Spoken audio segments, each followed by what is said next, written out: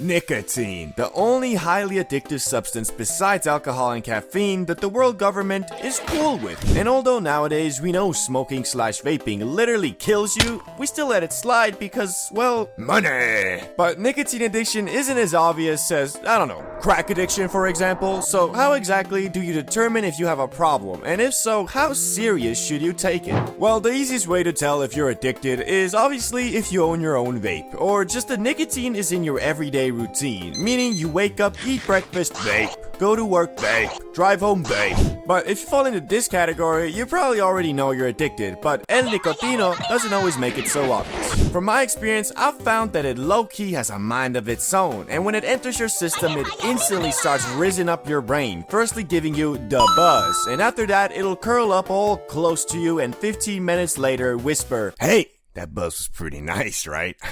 You should buy a vape." And depending on your mental fortitude, you either do what it says instantly or you fight it. But the more you consume Nick, the stronger and smarter that little voice will get. Cause it'll start analyzing your brain and giving you suggestions based on where you last got that buzz. So if you go to a party and at that party do some vaping, next time when you're invited, the little voice will tell you, "Ooh, a party. That's the place where we get to vape without feeling bad about it. Cause I mean, everybody's doing it anyway." And from there, you'll become what I call a social vapor, which is someone who only does it at gatherings, parties, get-togethers, etc. by just asking for others to pass their vape. But being a social vapor doesn't mean you're addicted, unless you find yourself going to these gatherings for the sole purpose of getting that sweet, sweet buzz. We've determined that being a social vapor doesn't instantly make you addicted, so what does then? Well, probably when you get to the point where instead of hoping that someone has a Nick stick in the group, you don't risk it and buy your own to take with you. This might seem innocent enough at first, but ask anybody who is a Nick fiend and they'll tell you that you start being addicted when you buy your own vape, even if it is just for that one night out.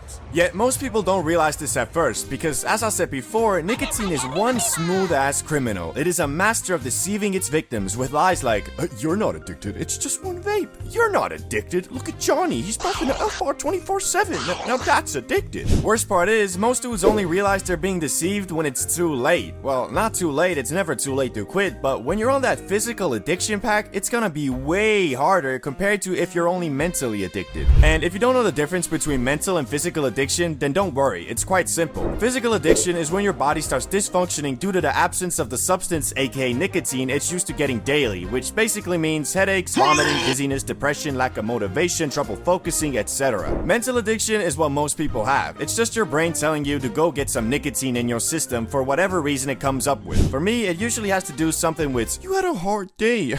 I think you deserve a break with a vape." Or, "Oh boy, we got a long day ahead of us.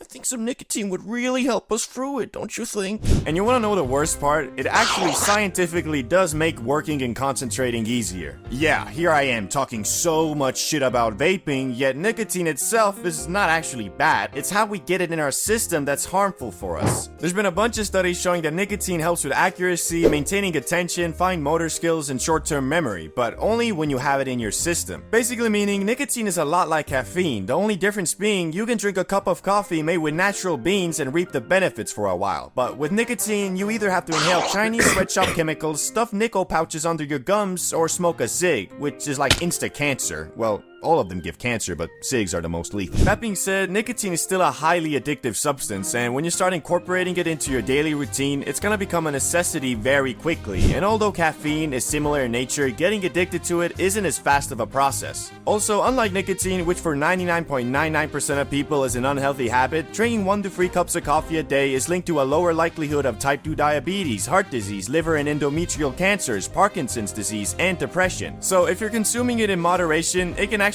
be beneficial. Anyway, we've determined that nicotine is a sly fox, understood the differences between physical and mental addiction, but also learned that nicotine itself isn't actually bad. Rather, it's the way we consume it and its addictive nature that's not very good. That being said, if you're getting buzzed from a device you yourself bought, then I think it's safe to say you're addicted to some regard. But now a new question arises. How addicted are you? And I think to answer that, we're gonna have to bust out the greatest video format ever created in the history history of man. The 3 levels of nicotine addiction. Level 1. Social vapor. As we discussed earlier, at this point, you kinda just vape on night outs or when you hang out with your friends, but that doesn't mean you're not addicted, it means you're only slightly so, and just equate socializing with vaping. Which, if you're able to keep it this way, you'll be fine, and if you ever decide that, nah, I don't wanna equate hanging out with friends with vaping, you can quit relatively easy. Difficulty, 3 out of 10.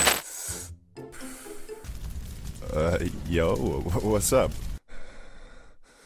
Give me a fucking puff! Level 2. Dispo Fiend.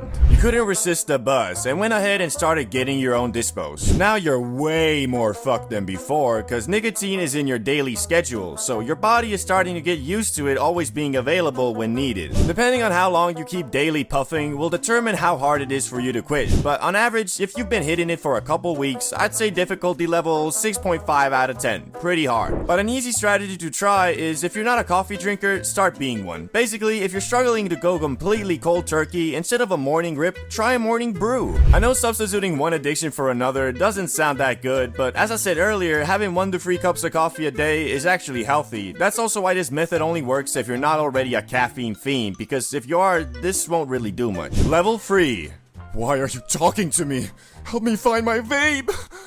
Or I'm gonna fucking die! Oh, you're a fiend, a pirate, a capitalist for that nick. You've completely handed over your life to the substance, meaning you don't even try to fight it anymore. Your brain says, get some nick, and you grab one of your 13 dispos or your prized possession box mod and rip until you feel kinda shitty. Difficulty quitting, 9 out of 10, only cause I've met a person who literally uses nicotine pouches like it's a fucking oxygen tank and he's 1,000 feet underwater. Meaning, mans wakes up, puts one under, and then throughout his entire day, instead of alternating between having one between his gums and not having one, the instant he takes it out, he puts a new one in. This dude once tried to quit cold turkey, and I shit you not, 4 hours later, he was experiencing headaches, dizziness, vomiting. That's just sad, man, for real. So to answer the question of if you're addicted to nicotine is, well, if you're already asking that, then you probably are. But hopefully, you were able to identify where you stand currently, and use this video to realize that you're slightly addicted and better to quit now than have it be way harder in the future, or that you've already moved up the ladder and need to take action now before you get to the point of the nicotine pouch guy I told you about. Do you smoke?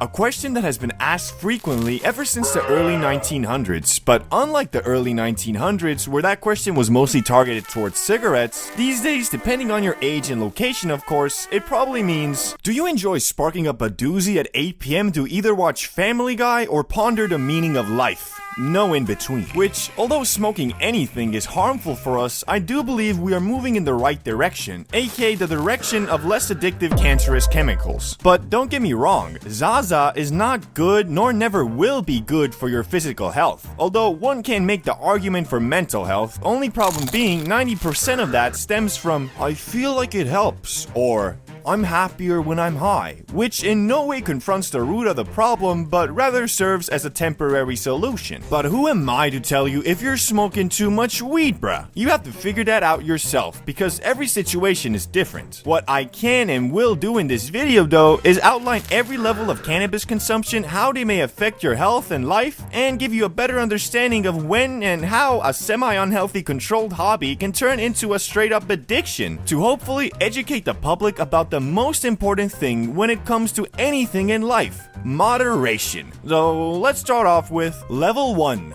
A casual. The casual is someone who smokes up only on occasions and almost exclusively with friends or family. At this level, you might be sparking up once or twice a month when a homie invites you over to hang out. And the reality is, you don't even really care about the weed part so much as the hang out part. You understand that smoking isn't good for you, but you also know the person you chill with likes to do so. And who are you to tell your friend how he or she should live his life? This is truly a wonderful level to be at, as being high is always eventful and joyful. Unless, you green out. It is until the next level, which is level 2, the weekend smoker. The weekend smoker is someone who has evolved from only getting high for the sake of being on the same wavelength as the homie to someone who has grown to enjoy the effects of marijuana even alone. But don't get me wrong, you are still aware that smoking is not healthy, but you also know eating Ruffles is not healthy, doom scrolling is not healthy, yet you still do them from time to time. Getting high has become something you look forward to, but since you're not not smoking up every night, it's usually always accompanied with some activity you have in mind. AKA, I can't wait for Friday so I can smoke up and play Minecraft. I'm excited for Saturday so I can smoke up and watch Dragon Ball Super. Something like that. At this level, you're also definitely not smoking up frequently enough to start worrying about the financial implications buying weed comes with. At most, you're getting an eighth once a week and rolling a couple J's, or maybe if your friend was generous, he'll give you his old bong.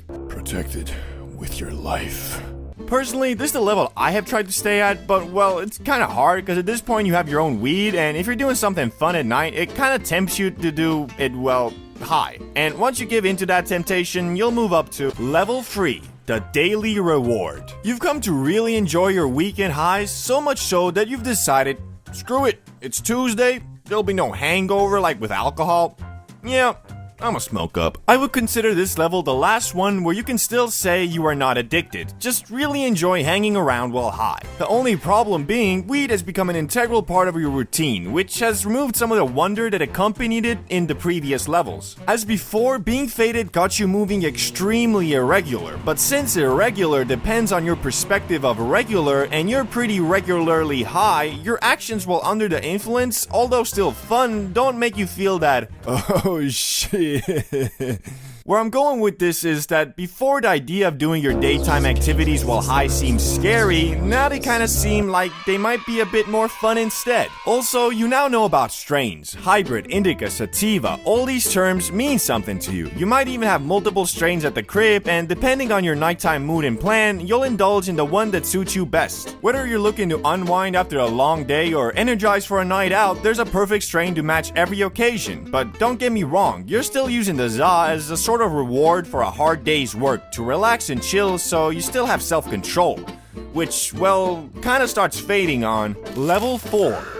Gee, why not? Why not, you think? I ain't really got nothing much to do anyway, I'll just do a quick rip and make it more enjoyable. Getting high during the day can be a slippery slope, cause once you do, you'll realize that, wow, this is kind of fun. And so you might start dedicating your sativa stash to your daytime adventures, but there is a catch, a rather steep price you must pay when you reach this level. Because you are now high during the day, smoking up at night loses that reward factor it used to have. You're slowly getting to the point where the feeling of normality is being faded, and due to that, getting high at the end of your day is just standard procedure, not your special fun time, if you get what I'm saying. Another huge difference that comes at this level is of course your tolerance, which has gone way up along with your money spent on weed, and to counteract those, you have had to start buying in bulk, so instead of eighths, you now have ounces. But holding so much bud is a double-edged sword, as having over an ounce available at any given time also messes with your sense of how much you're actually smoking. Whereas one full bowl of bud taken from a grinded eighth visibly decreases the amount you have left, a full bowl taken from a grinded ounce seems like nothing, which all of these things compound, kinda like the stock market. You're taking bigger and bigger hits each day, which most people would start to realize that at this point, it's kinda hard to label your Zaza destruction as a controlled hobby when you're not just high during your night goblin time, but also your daytime, and start lowering your consumption. But if you are not most people and still believe that you are in control, you'll move on to level 5.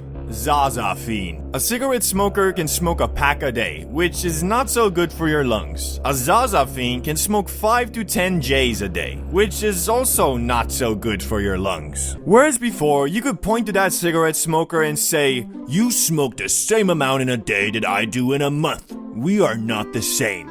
Now you point at him and he points right back, which kinda sucks, not gonna lie. Being high has completely lost its wonder. It's more a monthly subscription to live your life normally and be in an alright mood now. You'll start to notice you got a bit of a cough. You got some stuck at the back of your throat pretty often, and you also can't remember what you did 2 days ago and beyond. Oh no, I was high as balls. You say jokingly, holding back your tears, because the reality is you weren't high as balls. You smoked a lot of weed, yes, but you weren't all that high, just normal high. Although you can't really get physically addicted to weed, you absolutely can mentally. I can quit at any time, you might think, and you could maybe, but oh boy, it will not be easy. Wanna play a game? Gotta get high. Wanna watch a movie? Gotta get high. Need to go to the store? Might as well get high. Everything is done high. Your lungs have not gotten a break to cleanse themselves, and your brain has not gotten a break either. In fact, it has gotten so used to being high, it feels pretty shitty without it. We could talk about your tolerance, but well, you probably know where that's at, on that maxed out endgame plus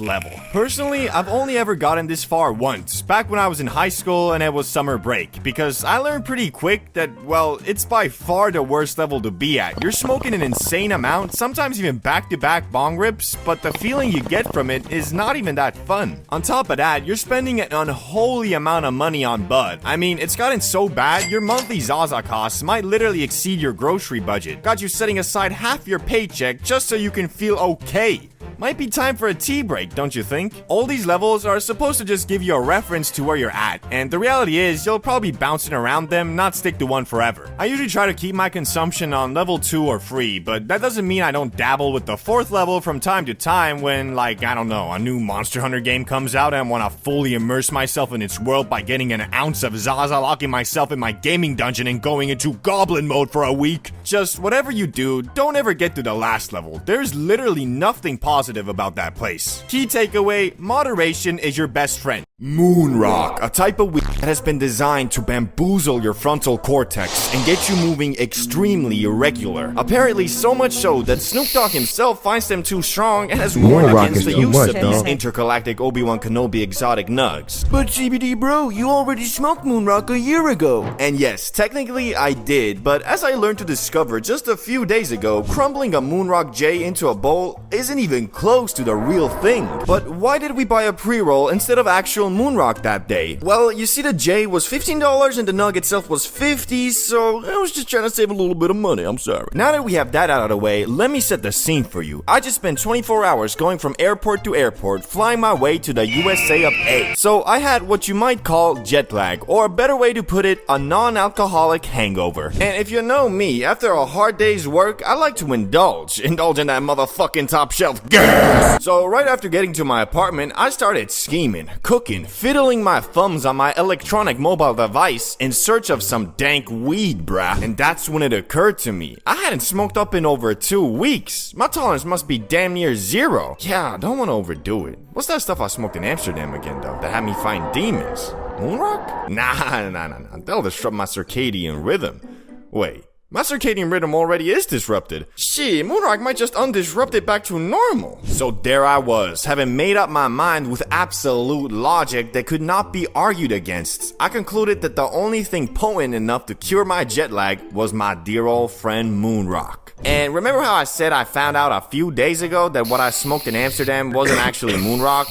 Yeah, well, the few days I was referring to wasn't some random Google search. This shit would end up getting me so galactically obliterated, I scrambled to find out if I had smoked some lace grass, only to discover that the hole I dug myself into was no one else's fault but mine, god damn. Anyway, I'm getting ahead of myself here. After browsing the interwebs for a while, I found a place that sells Moonrock at an affordable price. So me, a carless man, decided to use the extremely sophisticated and thorough public transport system of the United States.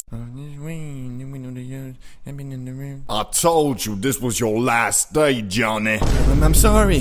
Just give me one more day. I'll pay it all back. I promise. Rest in pepperoni, you damn crackhead. Holy shit. Did I just hear a dude getting shot? Thankfully, I'm safe on the We looking for ops, young niggas standing outside, they don't give a fuck about the cops, we clutching the mops. So, after taking a bus I'm assuming was operated by the Crenshaw Crips, I arrived in the fabulous dispensary and was ready to get my dank Moonrocks. Hello, sir. How may I help you today? Yeah, I'd like to purchase some Moonrock. Sure. Do you have your ID or passport? Yes, I do. I came prepared. Yeah, checks out. That'll be $120. 120? I said I want Moonrock, not diamond-encrusted weed. Well, that's the price. You want it or not. Yeah, okay. After being bent over and having all my saved up rupees finessed, I held in my hand Moon Rock. Not a cheap Moon Rock J, some real sticky, icky, dank smelling nugs that looked like they really were from the moon. Unfortunately, that wasn't the end of my financial troubles because I was almost certain I had 30 minutes earlier heard a man being shot and killed near the bus stop. I didn't want to have my fade ran by the nearest gang affiliated Moon Rock smelling thugs, so using the money I was hoping to buy food with the next day, I instead got an Uber. Oh yeah. After arriving back at my apartment, I made sure that this time I would do things right. So I googled how to smoke Moon Rock and was instantly greeted with a mistake I had made. Or I don't know if it was a mistake, but this tutorial said to pack your bowl full of your favorite flower and then add a couple chunks of your Moon Rock in. Which obviously I didn't do because I only had the damn Moon Rock. Damn, I swear it was easier last time. This shit's sticky as fuck. Oh, well, screw it. I'll just pack it full of Moon Rock. What's the worst that can happen? A grave mistake. A skibbity lapse in judgment. I was not at all prepared for what was to come, even though I thought I was. And the reason for that was my false understanding of how potent this shit actually is. I had smoked Sunrock before, but did so from a J, which is not really how you're supposed to do it, making its potency noticeably lower. And the Moon Rock I smoked in Amsterdam was apparently just a J covered in keef that we crumbled into a BONG, and on top of that, when you consider the copious amounts of top shelf Zaza we were smoking prior, I think you might be starting to see how this is gonna go. Here goes nothing.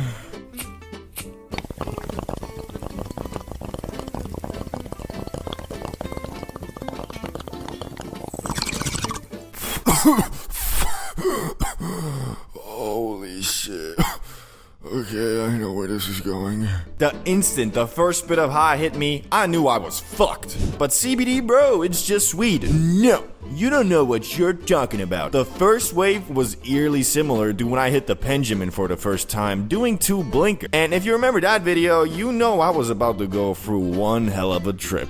I rushed back inside and put my bong and other gear away as fast as I could before my IQ would drop to the level of a 4-year-old. Then I proceeded to put on some random YouTube video about P. Diddy, expecting to be entertained, only to find out he's coming for you. He could be anywhere. Justin Bieber. Oh Lord, what did he do to him? Beyonce too? No, she's in the Illuminati. All the single ladies, all the single ladies, all the single ladies. Yeah, so I definitely chose the wrong subject matter to accompany my near green out, and I was 100% starting to tweak, so I finally decided to stop with this P. Diddy stuff, as it was not doing me any favors. Okay, chill. I'll just put on some music. I went in there and did it and made it, you can too. We done came a long way from broken shoes. When you're rich like this, you don't check the forecast, every day's gonna rain. Yeah. Wait, it can't be. No, not you too. Drip too hard, don't stand too close. Look around, drown up this wave. After realizing that a lot of the music I grew up with was the product of an alleged monster, I was rather sad. So I tried to instead play video games, hoping that if I focused on guiding my brightly colored Fall Guy from falling off the map due to the extensive obstacles in his way, I would be fine. Okay, Fall Guys, let's play some Fall Guys. How much a man can fall. Fallout 4. 20 minutes later.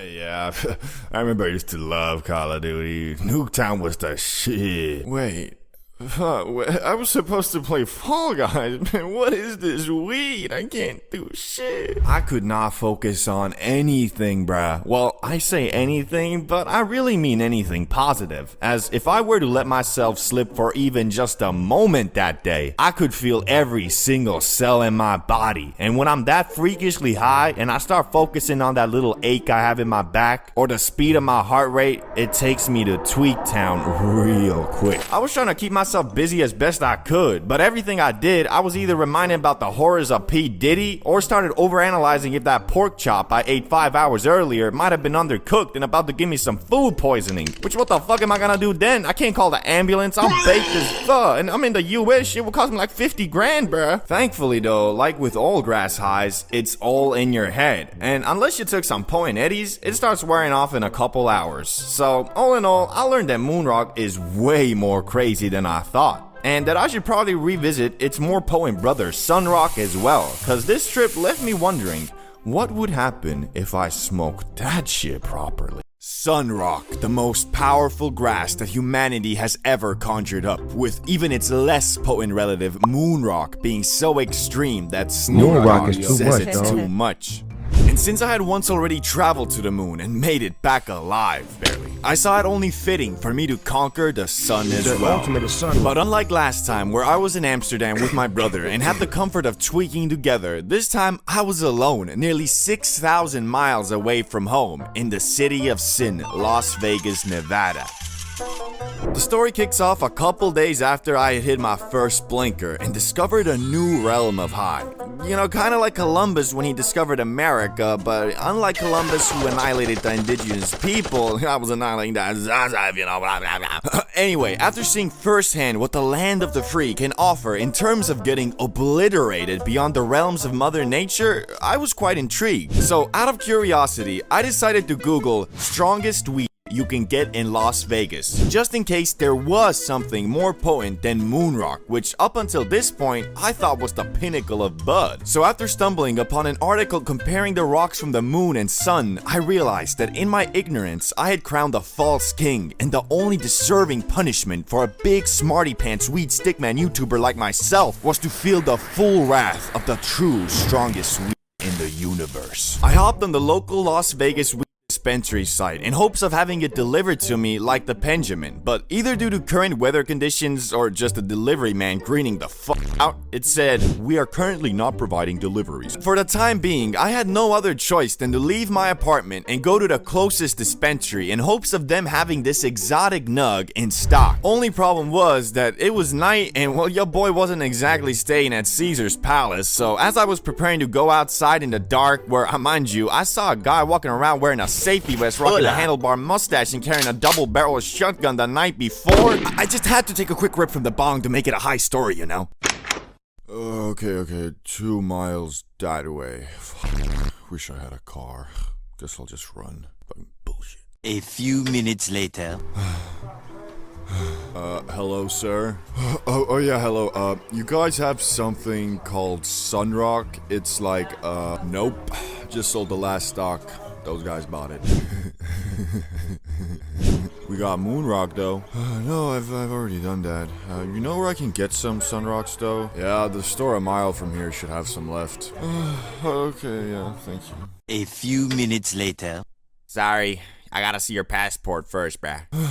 No, but this is like my government-issued ID, can you... Look, I'm sorry. We have a lot of people visiting from banana republics these days, and we can't start selling to everybody with a rinky-dinky, this is a real country, Google it, ID card. Come back with a passport and I'll hook you up. I'm not from Banana Republic. We made Skype.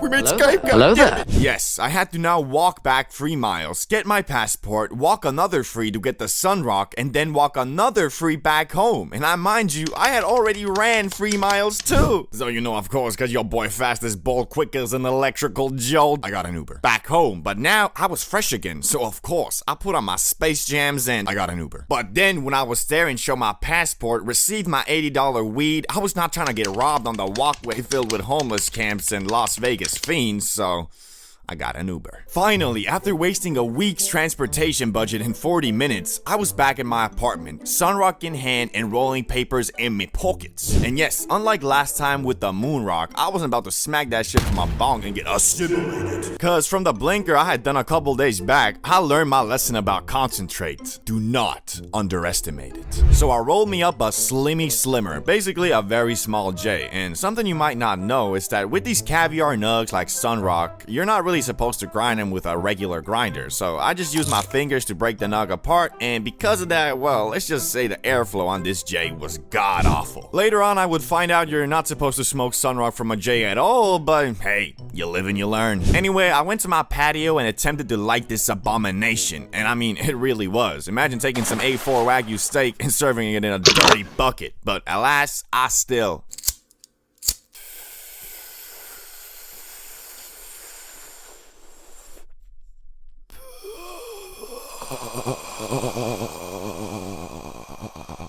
The first puff, yes, the goddamn first puff got me drafted in a galactic war against the Matrix. And I think that had to do with the fact that Jay only had like 3 puffs in it, cause I was basically just smoking straight nugs. But I decided for the legacy of CBD, bro, I shall do another puff.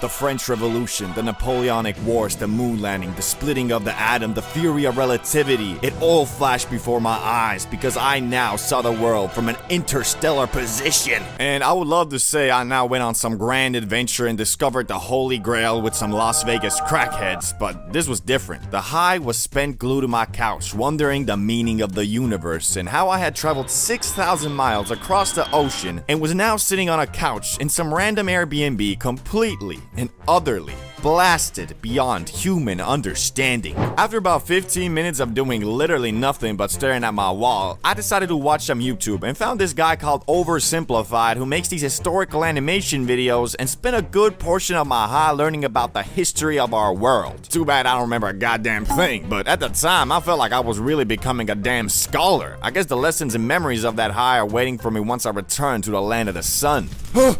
Where am I? Man, I told you not to smoke that sun rock. You stuck on the sun now, fool, with the rest of us. No! Oh, no, wait, that was just a dream. Damn, I'm fucked up. Yeah, bro. You were in a hell of a kush coma. Yeah, I guess I was. Wait! Bro, I got stuck in a kush coma, my dudes. Shit was crazy, and I don't actually remember the exact dreams I saw, but they were pretty trippy, and it was one of those inception things that had me waking up from a dream into another dream, son. Safe to say, I had gotten assimilated. But it was kind of nice, because it was a real clear high without anxiety, which usually when you get that obliterated, it always comes accompanied with just a little bit of anxiety at least. So, are sun rocks stronger than moon rocks? Yes, but the main thing I took from this high was that they also kinda better. Imagine you ate a bunch of mushrooms, sat down and waited for them to kick, but as you were waiting, your homie gave you some acid. You sat there a bit longer, and just before everything started coming up, you smoked a massive bowl of some couch lock exotic za, and then boom, it all hits at once. That right there is how I describe DMT to someone who's never heard of it, because instead of gradually ramping up, DMT kicks down your mental door with a sledgehammer made of neon lights and screams. There is no build-up nor gentle come-up. One second you're in your room, the next you've launched through the fabric of reality like a screaming missile. You might meet entities that feel more real than your landlord, and they'll communicate in emotions, telepathy, or geometry. Then just as quickly, you're back on your couch like nothing happened, except you're sweaty, humbled, and questioning whether any of this or anything ever was real. But that's just DMT, the psychedelic equivalent of being booted out of the universe, given a cosmic PowerPoint presentation in a language your soul barely understands, and then drop back into your body with only a vague memory and a racing heartbeat. Knowing all that, you might understand why DMT has been one of the few psychedelics I have truly been scared to do. Not because I feared addiction or really any of the usual worries, but because I truly thought that I might not come back from this as the same person. But hey, if you do it, you will talk to intelligent beings from other dimensions, for real. Joe Rogan did it, and he seems fine. So, for the sake of education and science, I will be sharing my experience with the king of psychedelics. No wavy hands here, a true out-of-body experience with cosmic figures, ghosts from my past, and an ending that truly left me questioning the reality that I saw versus the reality that I live day to day. But as a disclaimer, do not do anything in this video. It's all just a funny, entertaining, and educational stickman story, and never actually even happened. I am a stickman. Anyway, it all started where I feel like these things usually start. Los Angeles, California, the city of angels and the homeless. I was staying in LA for 1 month, and I was your typical tourist. Benjamin in one hand and a Starbucks coffee in the other, walking on Santa Monica and Venice Beach, observing some of the most unique and, well, weird people I've ever seen. One guy was walking around with dreadlocks down to his knees and a live parrot hanging around his shoulder. Another smacking 10 blinkers of a pen in front of the metro before going in, sitting down, opening a Nutella jar and raw dogging the whole thing with his fingers, sitting right next to me, mumbling stuff like, Nutella. Then reaching my destination to play street ball, only to be picked up by a dude who had allegedly made $200 on the boulevard that day by doing backflips for money and then spending said money on his preferred combination of highs to play basketball.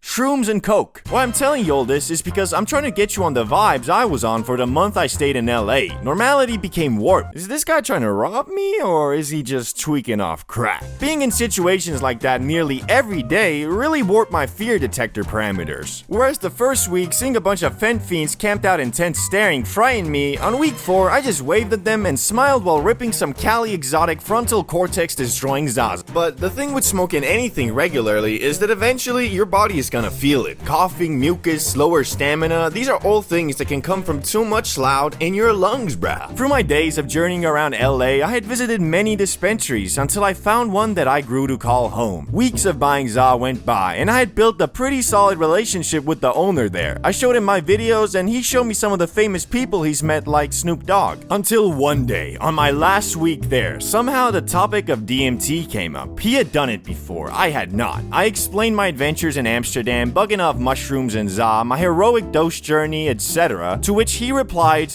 "You're ready." And after a few minutes of back and forth of me explaining why I'm a bit scared to try it, he ended up convincing me with 3 simple words. Sick video idea. Damn it! He's right. $7 for eggs?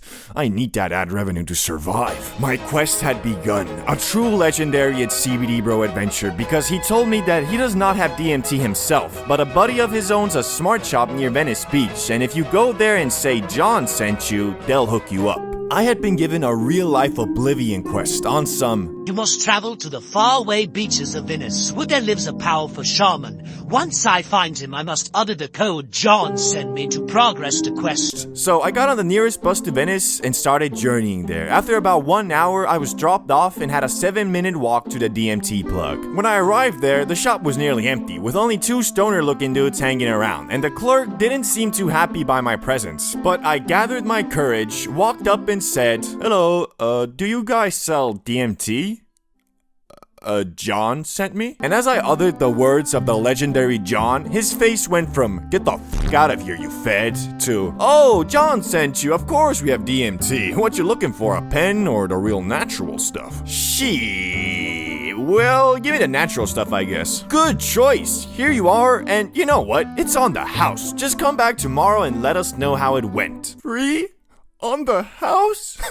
Tears of joy dripped down my face as I hadn't heard those words ever since I arrived in the US. Now, I was locked in. I grabbed the herb and bust myself back to my $3K a month rundown studio apartment. An absolute banger of a deal if you ask me, and got myself prepared. I firstly watched a couple videos on the first time doing DMT, and found this very popular one where it was explained that you have to smoke it 3 times, but that after the first hit, you're not gonna wanna do anymore, yet you must push on if you want to get the true mystical experience. And since I knew I probably won't be doing this stuff ever again, I decided that I just had to go all out. I packed 1 bowl ready and set aside 2 similarly sized doses on the table to be added in after I finished the initial bowl, and well, I got down to business. I ripped my first hit, and right after exhaling, my room started shrinking. I swear the walls started closing in on me, and it's like everything got some top tier Minecraft shaders and a texture pack. I was way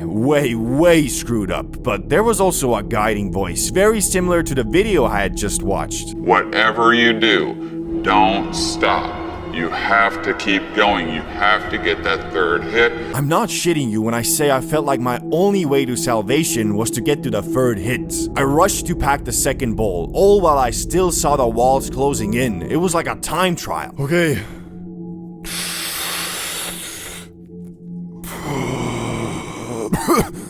The world around me started violently collapsing and vibrating like there was a glitch in the Matrix and I was about to be pulled out. It was so freaking intense, honestly, there's nothing I can even compare it to. I was screwed, I was tweaking, not having a fun time. I did not want to smoke more, but then through the chaos, my subconscious was screaming, "Finish what you started!" At this point, my arms were literally melting, but not in a particularly scary way. It's hard to explain, it was more cartoonish. I struggled to unload the last bowl and fought my conscious brain every step of the way there. But I got it ready, and I smoked it. I smoked the whole thing, and I was simply not there anymore. I slumped back on my couch and just fell into a void of moving colors, weird shapes, and creatures. But even though I had never seen any of this, it all felt very familiar, like I had been there before, kind of like when you have a super vivid dream that weeks later you struggle to remember if it was real or your imagination. After a bit of time, the flickering colors and shapes stopped, and I landed in my childhood room sitting in front of my monitor, and it was like all the colors and shapes were actually in this monitor, and I just zoomed out and I was sitting on my old chair staring at this screen, which was like a gateway to this colorful DMT universe. But even though I was not in the DMT portal anymore, my room was still super weird. Like, everything seemed to be as I remembered it, but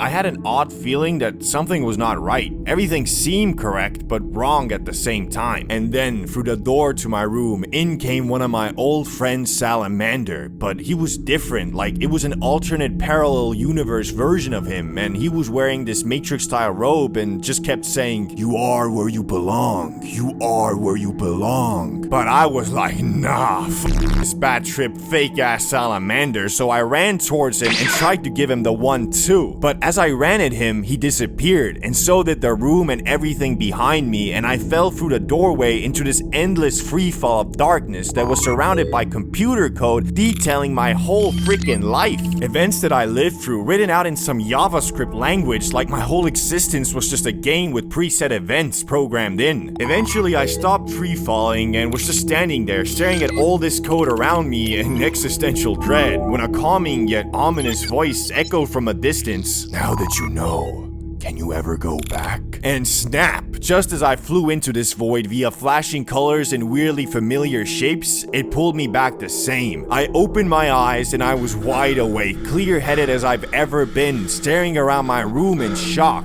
Holy shit. It felt like it was over before it even started, and although I was left feeling a little bit frightened from that ominous final message, overall, I was just in shock that there exists a plant with such tremendous power in pulling out your subconscious mind and leaking it all to your conscious mind. I had a sense of mental awakening, but also like I knew something I shouldn't. Shit still freaks me out to this day. Really, the only thing I can compare it to is some ultra vivid lucid dreams I've had, and even those were more grounded in the reality we perceive day to day. DMT isn't your average psychedelic like psilocybin, which adds a layer on top of reality. DMT is its own reality, its own plane of existence, and for that reason, I probably won't be doing it again. Although I am very curious about the mysteries it presented to me, I also know from previous experience that trying to get answers to these mysteries just end up giving you more mysteries. But then again, I don't know, maybe DMT is different. Every type of cannabis explained, from weakest to strongest. We'll be looking at everything from the near oregano, low-grade flower that you probably smoked in high school to the most insane, near 100% THC concentrates that are sold at the top shelves of Cali dispensaries. Additionally, with the help of science and medical studies, we'll be categorizing each type of cannabis in the spectrum of entertainment, medical, creativity, and just plain old unhealthy. The objective of this video is to educate the public about the positives and negatives of weed in an entertaining way, but to do that, it is essential we discover how extremely varying different types of marijuana can be and why generalizing it as weed is good or weed is bad is just plain impossible. So without further ado, let's get into the weakest type of za there is, and that is low percentage THC flower and or CBD dominant strains. Okay, so I went into this video presuming you already know what THC and CBD is, but in case you don't, let's quickly summarize. THC is the chemical compound found in cannabis that makes you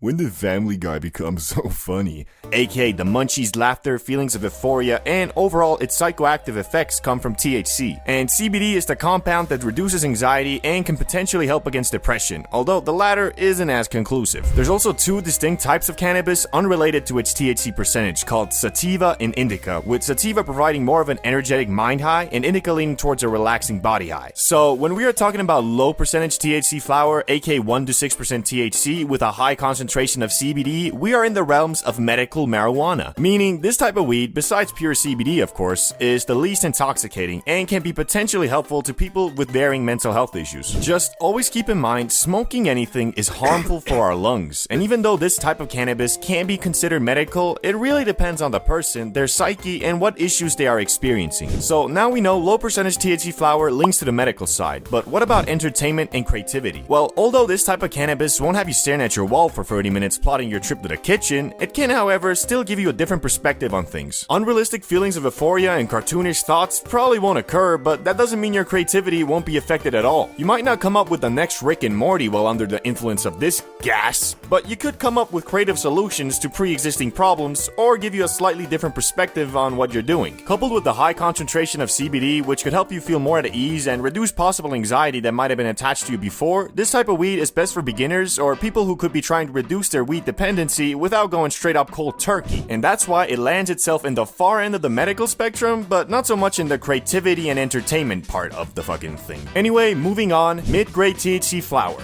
the mid-shelf gas. I won't go over this too long as it's quite similar to the previous one, but with slight differences. Mid-grade flower usually ranges between 10 to 20% THC with varying levels of CBD, which general rule of thumb is for medical use, go with the highest CBD percentage, and if you just want to get faded with your friends and play split screen Minecraft, get the one with the highest THC. Just make sure it still has some CBD in it so you don't, well, green the fuck out. Why I say that is because contrary to popular belief, CBD and THC do not bind to the same receptors in our brains, but through various studies and my own personal experience, CBD in most cases can reduce the adverse effects caused by THC, aka freaking out, feelings of discomfort, spikes in anxiety, etc. That's why even if you're an experienced stoner, it's good to have some CBD oil or flower that can help you if you're getting those unwanted side effects from some high percentage THC cannabis. So this type of weed lends itself higher in creativity and entertainment, but a bit lower in terms of its medical benefits. Moving on, high percentage THC flower, aka premium bud. This is the point where we start leaning much further away from the medical side into the entertainment and creativity side. High-end flower usually ranges between 20 to 35% THC, and unfortunately most of this top shelf flower is engineered to have very little or sometimes nearly zero CBD, which is why I said that this is the point where we really start deviating away from the term medical cannabis. But you might be asking, why can't I just get my flower with both high CBD and THC, you stupid Well, let me explain. Cannabis plants can naturally express high levels of either THC or CBD, but rarely both. This is because THC and CBD are derived from the same precursor, CBGA. The plant's genetics determine which enzyme, THC synthase or CBD synthase, is more active. In high THC strains, the THC synthase enzyme dominates, converting most CBGA into THC, leaving little room for CBD production. To add to it, cannabis growers have traditionally bred plants to maximize THC levels because of its psychoactive effects, which are highly sought after in recreational markets. Over time, this selective breeding reduced the expression of CBD in high THC strains, as the two cannabinoids tend to work in an inverse relationship.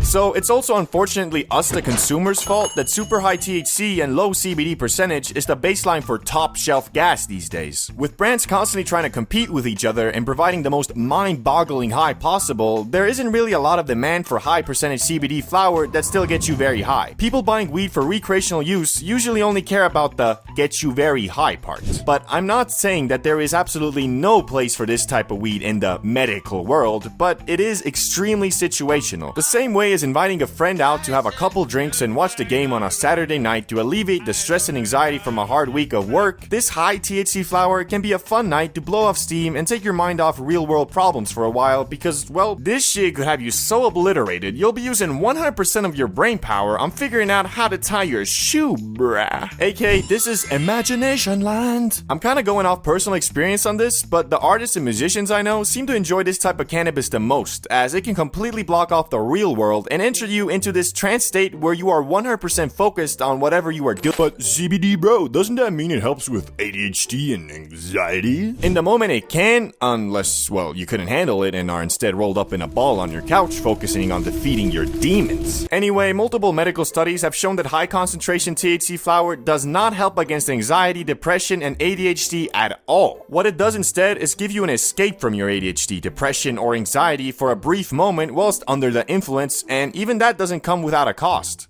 As if you smoke too much of this high THC flower, or really any weed, you'll build up a dependency and in return feel even more distracted, have more anxiety, and increased levels of depression whilst not under the influence. AKA, if your friend claims to be smoking that top shelf Zaza for anything else than a fun time, he's either lying to you, himself, or he's just been smoking up for so long he doesn't even remember what it was like to be sober in the first place. So through everything we talked about, I'll have to place this type of cannabis right on the border of unhealthy and medical, with a very high level of creativity and entertainment. But now let's talk about our first non-farm to table cannabis, and that is hash, aka traditional concentrate. Hash, short for hashish, is one of the oldest cannabis concentrates made by collecting and compressing the trichomes, resin glands, of the cannabis plant. These trichomes contain the plant's cannabinoids and terpenes, making hash potent and flavorful. The potency varies heavily depending on the plant that was used to make it, but in general they can range anywhere between 20 to 60% THC. The biggest difference that me and other smokers I've talked to have noticed is that the high from hash, although quite strong, is usually shorter. And because this stuff is concentrated, 1 gram of hash will almost always get you higher than 1 gram of flower. The good thing about hash is, although it is concentrated cannabis, it is still natural. Traditional methods of making hash do not use any chemicals or solvents. Instead, they rely on mechanical processes like rubbing, sifting, or using ice water to extract the resin. Because of the wide variety of potency, it's quite hard to place this on our spectrum, but I'm going to put it just a bit closer to the medical side than the high potency flower, and a bit less to the creative side due to its shorter duration, which can make entering that trance state I talked about a bit hard. Other concentrates, 60 to 95%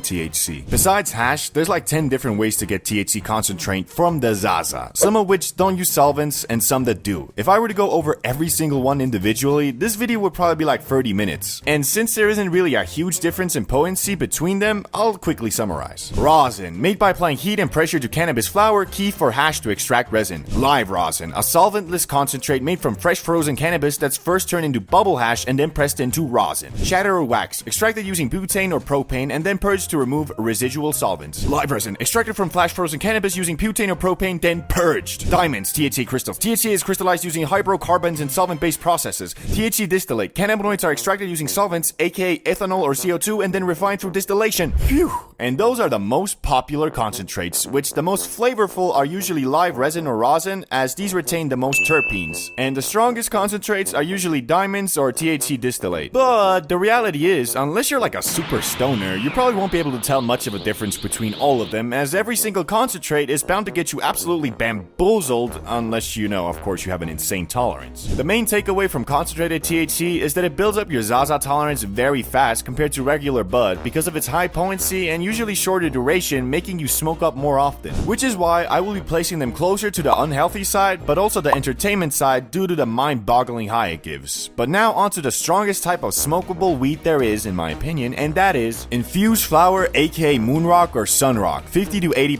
THC. You might be asking yourself why infused flower is ranked higher than concentrates when the THC percentage is actually lower. Well, take it from me, as someone who has done both dabs, aka concentrate, and infused flower, the small difference in THC percentage really doesn't matter in this case. The reason for that is, unlike dabs or the Benjamin, which on average has a shorter duration than bud, infused flower gives you the insane kick of concentrate whilst also providing the longer effect of normal bud, which in my eyes makes this the most potent smokable weed on planet Earth, but feel free to have a war in the comments about it. I'll be reading every single one like oath. Placement on the spectrum will almost be the same as concentrate, but because you won't be smoking up as frequently and in return damaging your lungs a bit less, I'll put it just a bit closer to the medical side, but still definitely unhealthy. Now for the last type of Zaza that is in a league of its own, and that is of course edibles, infinite THC percentage. Why I rank Eddies as the strongest type of weed is quite simple. In the act of cooking cannabis, it turns into something different, something otherworldly, something psychedelic. If you watch some of my other videos, you'd know that I view super potent edibles as something entirely different than normal weed. I'd even go as far and compare them to mushrooms. And science has my back on this because when you digest THC in your liver, it turns into something far more potent, and return when you go to the cinema and watch Oppenheimer, you'll probably be overwhelmed and geeked the fuck out. Watch the video on the screen and you'll know exactly what I mean. Oh, and because you're not damaging your lungs in controlled doses, I'd say this is by far the healthiest way to consume cannabis, so far in medical, far in entertainment, but not so much creative, cause you'll most likely be immobilized. You know, back in the day, if you wanted to get high discreetly, sorry bro, but there was no way. I mean, you got the J, which stanks up everything. You got the bong, which although doesn't stank as much, where are you gonna hide it? Imagine trying to sneak by your parents on some... What you doing dropping shit at a time like this, boy? Downstairs, I came down, I wanted a glass of water, yeah. Boy, you must be neurologically disabled if you think that'll excuse you from breaking some dusty-ass dollar store piece and spilling bong water all over my goddamn living room. No, it's... Here, take a smack of this shit. It'll get you proper, boy. Well, that sounds like a pretty fun...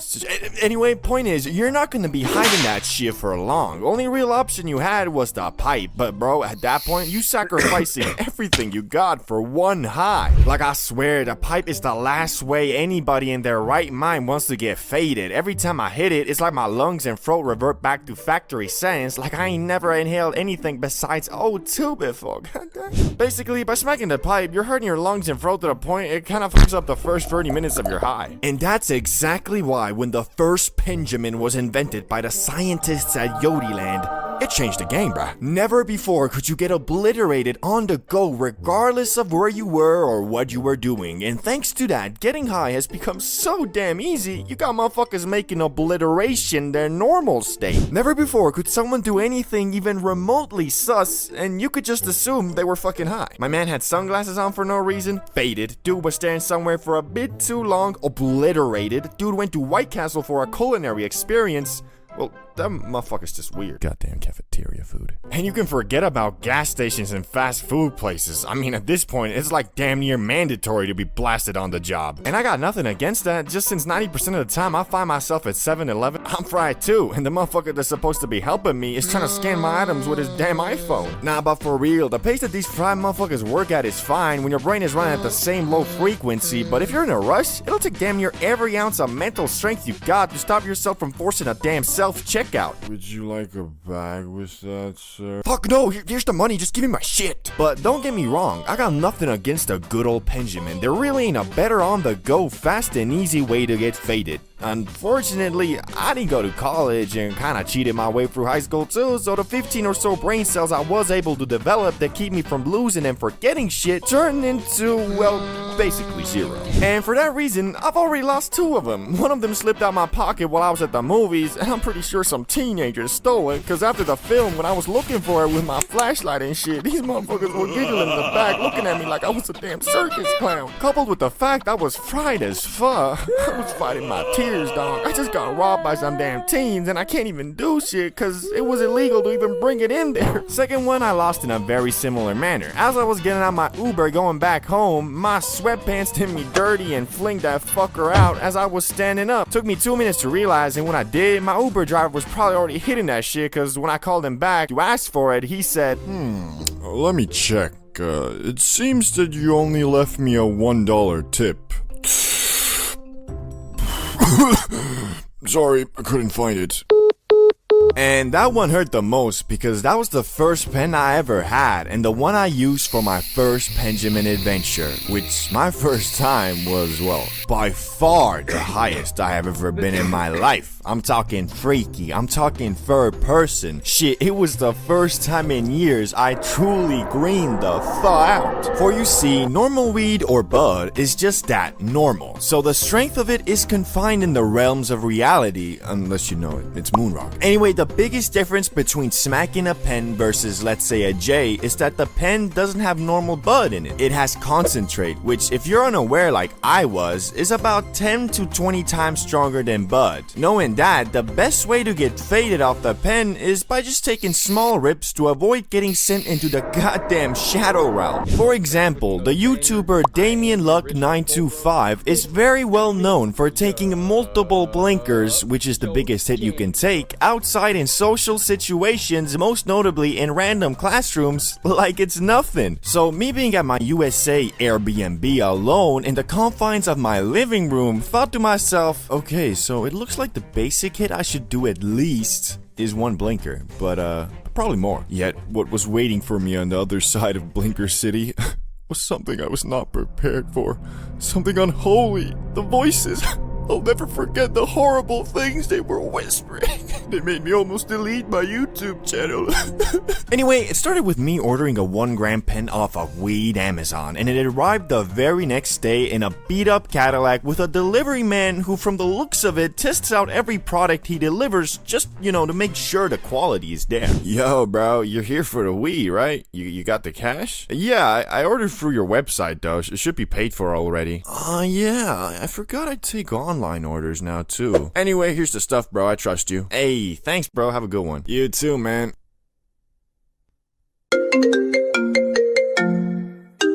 Hello, Mr. Bro. We got a delivery for you from Weed Amazon that should be arriving in an hour or so. Will you be home then? Wait, didn't I just... I'm a gorilla in a fucking scoop. Gonna pull up to the zoo. Oh, I better get out of here. So I went back to the crib, Benjamin in hand, and prepared myself to get faded. And obviously, I went for a blinker my very first hit. But since I had never smacked a pen before, I inhaled it for about 4 seconds and stopped because it was so light on my throat, I thought it wasn't working, but it actually was. And from that 4-second puff, I was already quite bamboozled. But since I have this weird rule of every time I get new stuff, I break it in by doing a massive hit, I thought, well, fuck.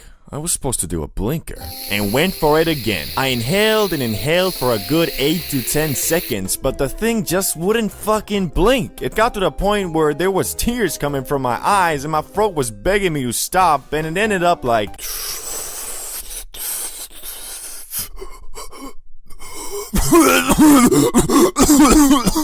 I had made a grave mistake. I was so fucking high, I felt my soul leave my body. I was so high, I forgot I was even high. But it was just the beginning, cause over the next 10 minutes, I just kept on getting more faded, and the demons in my head kept on getting louder and louder. But if you know me, I kinda refused to green out, so I just kept on doing random shit like reading the ingredients list off my bag of M&Ms, reading the comments on my videos. Change that bar below. Do things has changed for real. Imagine copying another YouTuber. Kill yourself. Was not doing good. I was keeping a strong facade, but inside there was a war going on. I was feeling like Naruto with the 9 tails, only instead of an all-powerful destructive force talking to me, I was just really fucking high. Anyway, so yeah, I was grading out, which hadn't happened to me in years, and I concluded that because the voice of reason was completely being outspoken by the voice of tweaking. The good news is though, the hype from the Benjamin doesn't last too long, and in about 1 to 2 hours, I had started coming down, but at that point, I was already crawled up in my bed, scrolling endlessly on my phone, until I finally reached a state where I felt good enough to come out of emergency mode and order some food and ate myself into a food coma. So I learned, well, firstly, that motherfucker Fulcrum is actually insane, or his tolerance is just something else, bro, and that the Benjamin is best enjoyed in puffs of 3 to 5 seconds and not blinkers. Drunk versus high, the two most common altered states of being us humans indulge in, which, believe it or not, your preferred choice between these two vices can actually show a lot about your overall personality. For most of us, if you plan on getting high and hanging out, it means eating Doritos, rewatching Pineapple Express, and or playing video games. On the other hand, getting drunk and hanging out usually means stumbling around the club with your friends, yapping with strangers, trying to close a deal with potential prospects, and finally vomiting in the bathroom just to go back to the dance floor and repeating the previous steps until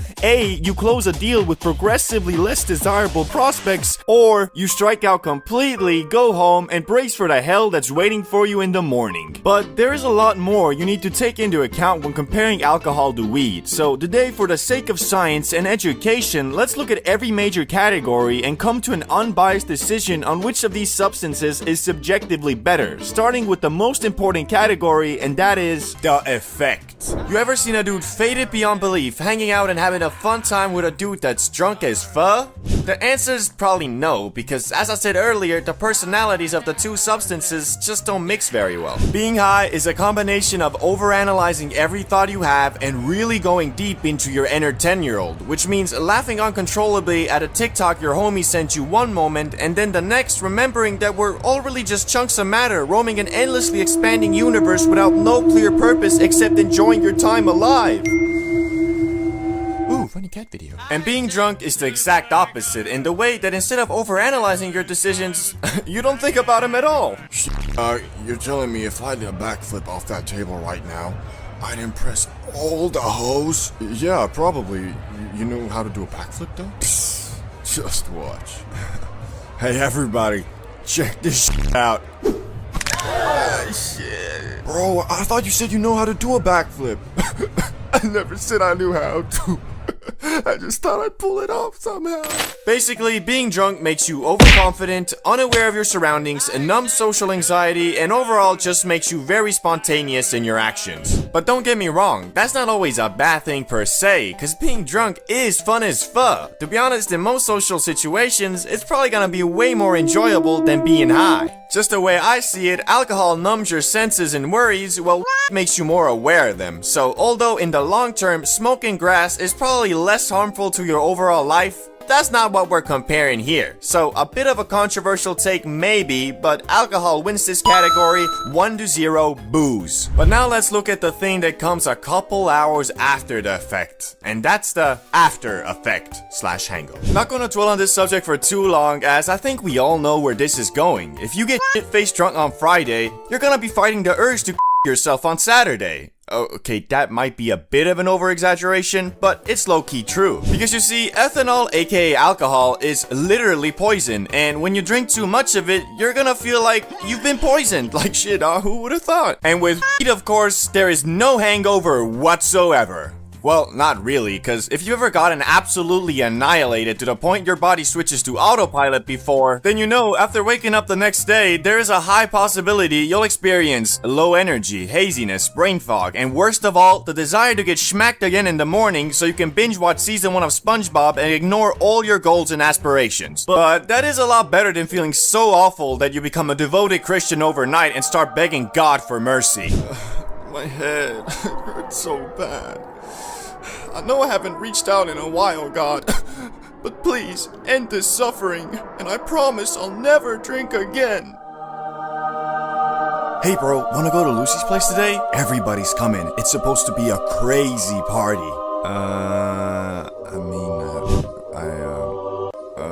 Yeah, let's go. So even though the grass isn't the miracle plant some people believe it to be, I'd still say it's the clear winner in this category. 1-1, all tied up. Now let's look at cost. In the previous comparison of weed versus nicotine, I went through all the levels of consumption to figure out which one is cheaper, but with this one, comparing just the cost of the booze versus the Zaza isn't gonna cut it. Because you see, on a night out where you get wasted, I'd say maybe like 20% of the actual money spent is gonna be on alcohol you yourself consumed, with the rest going to entry fees into clubs, buying shots for them hoes, expressing your love to the homies by buying them drinks, and other stupid shit people tend to do when drunk. Also, unless you're a straight up bum or functioning alcoholic, you're not gonna be drunk every day. Instead, if you love drinking and partying, you'll be drunk every weekend. Or the other possibility is, of course, you drink a couple beers every night at the end of your day, which the best way to tell if you fall into this category is go look in the mirror, and if you have a dad bod, then yeah, you're probably in it. With smoking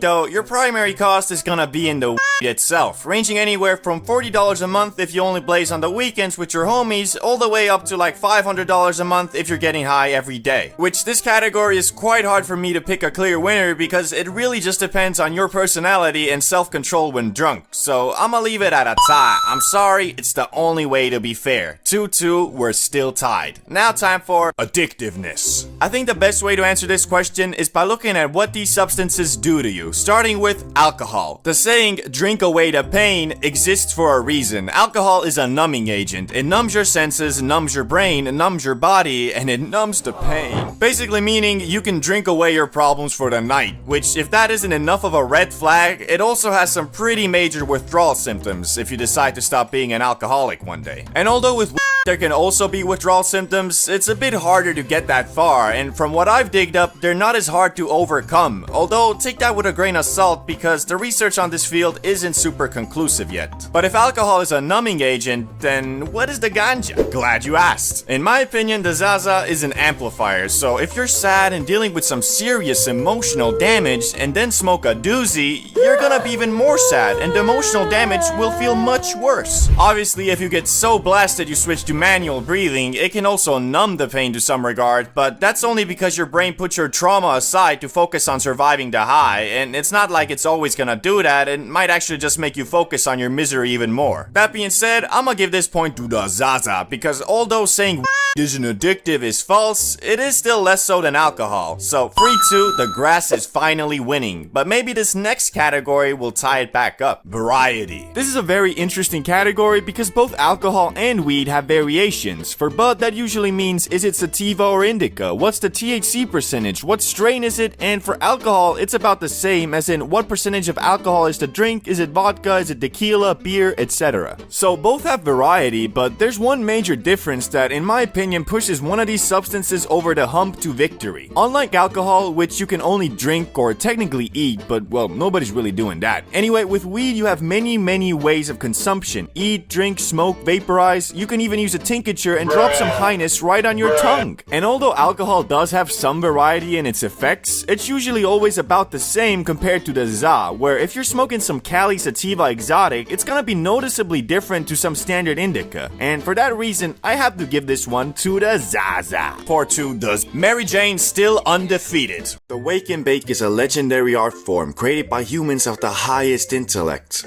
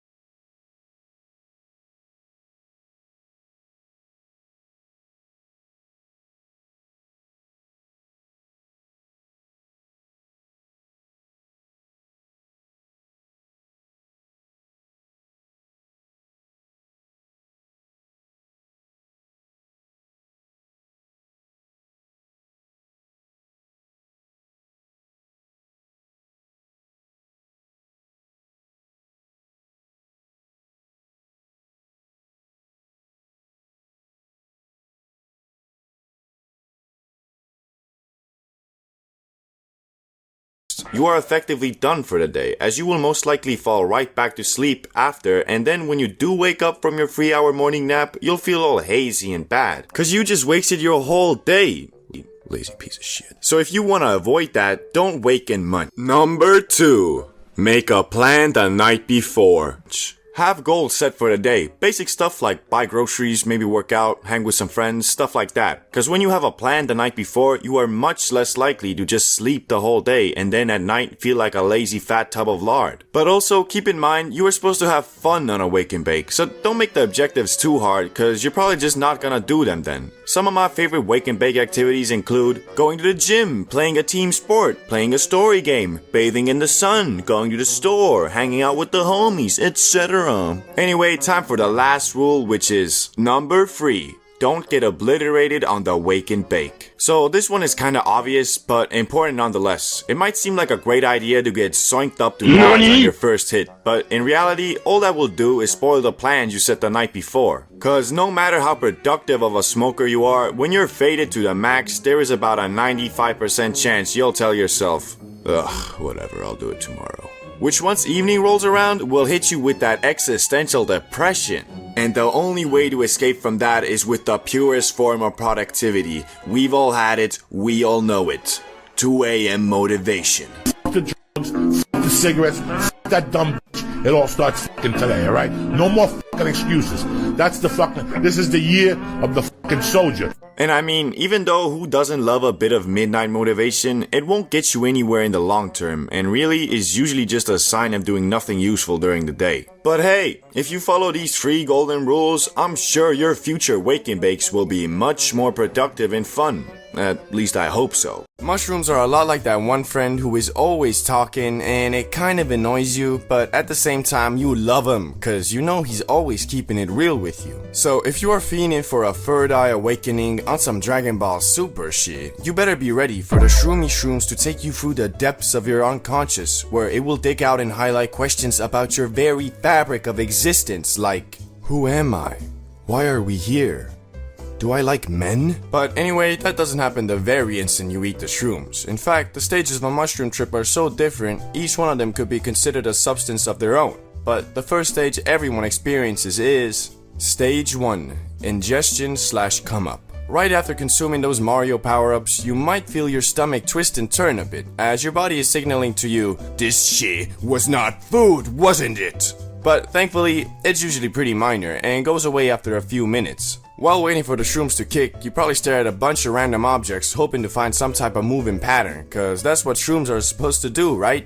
Well, yeah, kind of, but after 30 minutes goes by and you're still staring at the wall with no sign of visual hallucinations, you probably think to yourself, man, I got scammed, didn't I? But then you start really thinking about it. Are you feeling something? And then you think about the next thing, and the next thing, and then you might laugh at something completely random like this picture of SpongeBob, and boom, you now realize they weren't duds, and you're about to go on a journey, bro. Also, after all this, you probably move on to Stage 2, Questions that lead to more questions. You're at the point now where you know the shroom's kicking, but you don't really see any visuals except for maybe the increased significance of every object, but the main thing is you have started questioning everything you know, but not in a scary way of nothing matters, there is no point. More of a, man, I love hanging out with Charlie. Wait, do I though? What type of person is he actually? He's friendly, but kinda secretive and keeps to himself. What is he keeping to himself? Could he be a totally different person? Am I becoming a better person by hanging out with him? What is going on? So yeah, this stage can be very eye-opening to some, especially if you're the type of person to hang on to problems and worries instead of facing them. Because however hard you try not to think about something, the shrooms won't let you. And although it might seem like that's a bad thing, it's actually not. And you should treat this time of the trip to pinpoint the main questions you would like to receive some type of answers to by the end. Because soon after, you're gonna go to Stage 3. Holy shit! The mushrooms are now almost at full effect, and you're definitely seeing some hallucinations, like moving patterns, disfigured items, wavy hands, etc. But to be honest, that isn't really the main thing, because if you approach this trip with the right mindset, as in you wanted to actually take something with you to the real world afterwards, then currently you are most likely intensely trying to piece together the answers to the questions you highlighted on the previous stage. But it ain't as easy as it seems. It feels like you were constantly on a breakthrough to something really important and significant, but then you lose it and have to start again with the pieces you left off with. But if you stick with it, you'll always figure something out. Maybe not the full picture, but something. Also, you shouldn't blame yourself if you start talking or thinking about something that you feel is very amazing, but then halfway through realize you literally pondering about the implications of the evolution of the Pringles Man logo, bruh.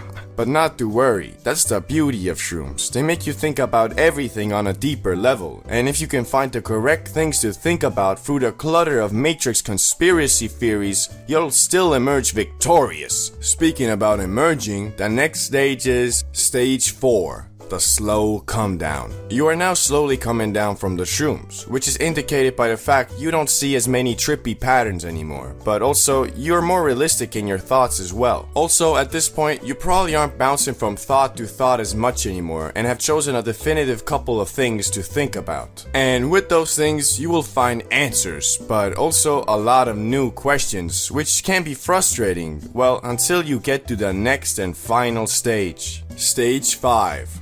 Journey complete. At this point, you have almost completely came down from the magic, but not really, because although you don't see any hallucinations anymore, you feel more in touch with reality and yourself. The best way I can describe this stage is like it's the fruit of your labor. This is the stage where you've gone through the constant questions and search for answers and come out victorious. Best way I can describe it is like you're high off some Zaza, but with a much clearer head. So this is the perfect time to play some video games, watch a movie, or do really anything you find fun. The plug, a holy being that will always be there for you, especially when you don't need him, and also occasionally when you do. And because I don't live in the fancy America, where all the big vloggers and TikTokers are, I still rely on the plug for my Zaza. But after years of buying from different plugs, I always wondered how much money do these guys actually make and what are the requirements to be successful in the profession? Well, finally, after the introduction of a new, scientifically enhanced type of grass,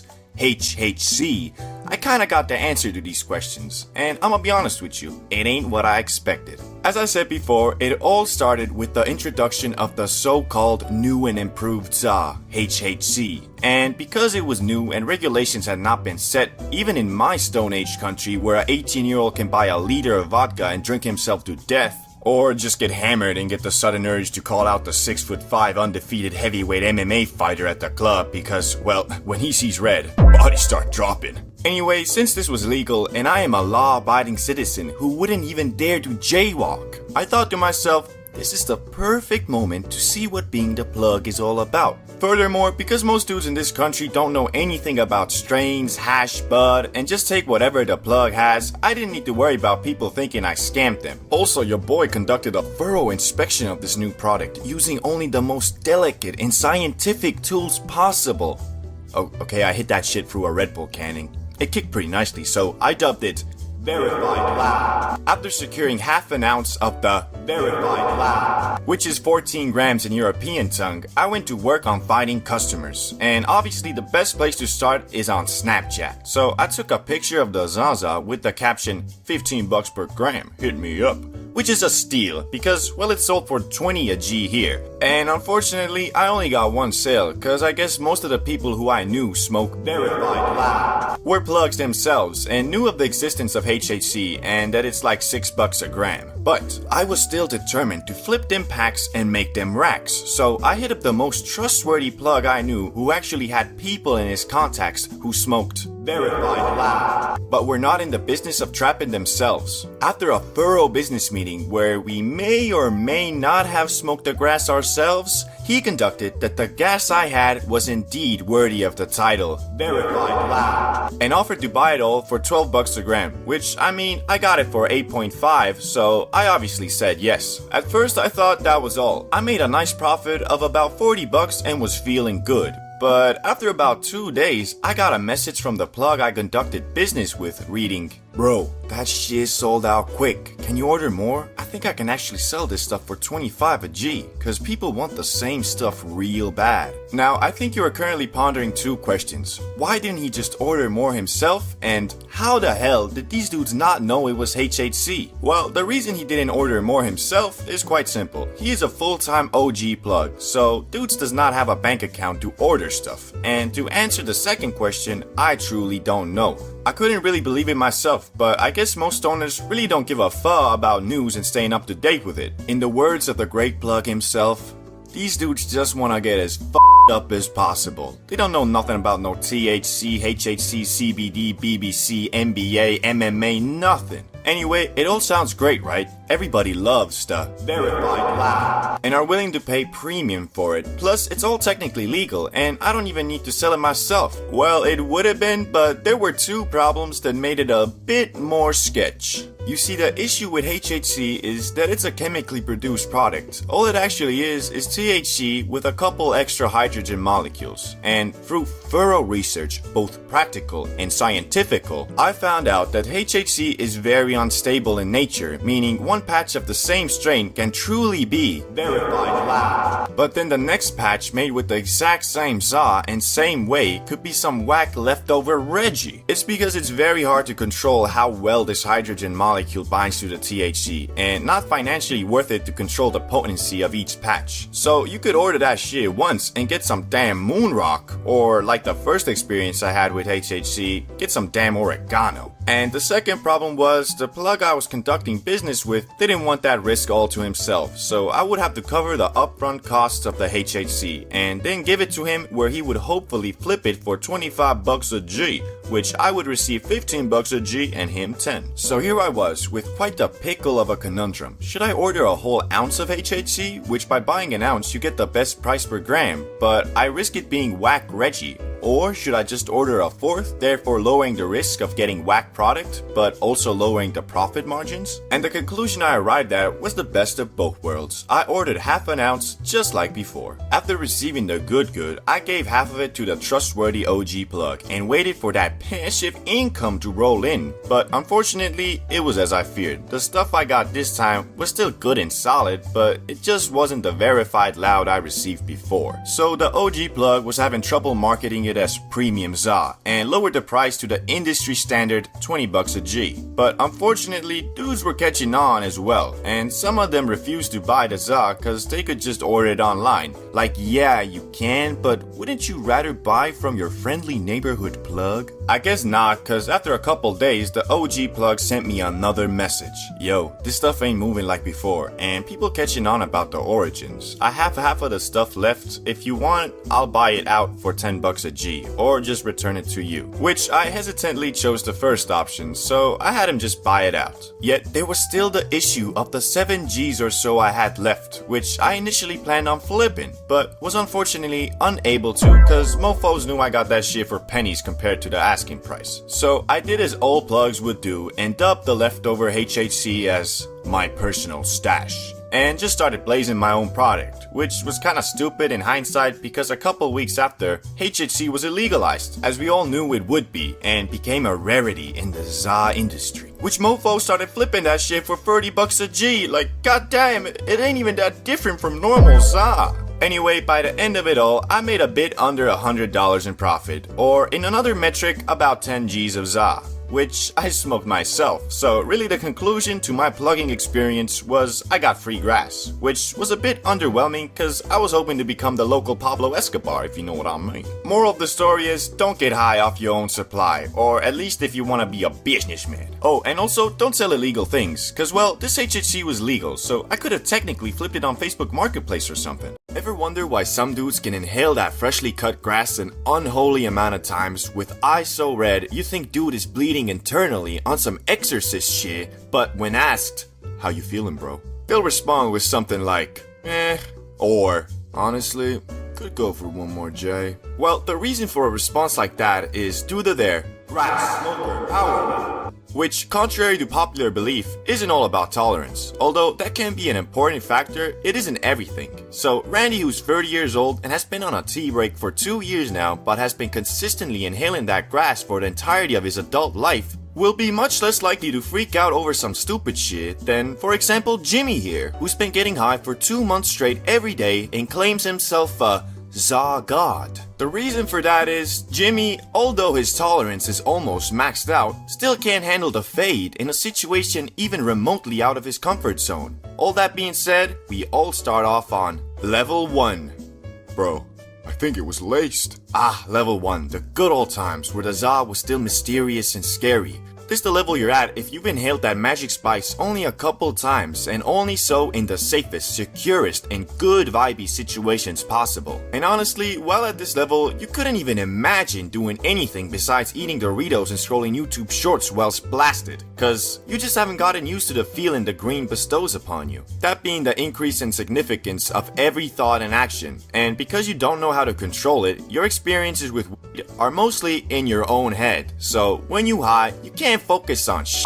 Like really, the only thing that seems to catch your attention for more than 10 seconds is that sweet, sweet flavor on those Sour Patch Kids that you never knew could explode in your mouth like that. Now, depending on if you getting blasted solo or with friends will determine your speed of leveling, cause usually if you with friends, you get used to the za more quickly because you're socializing. Plus, you know, there's always that one guy in the group that likes to mess with the newbies by getting them as high as possible and then being like, hey guys, let's go to the gas station.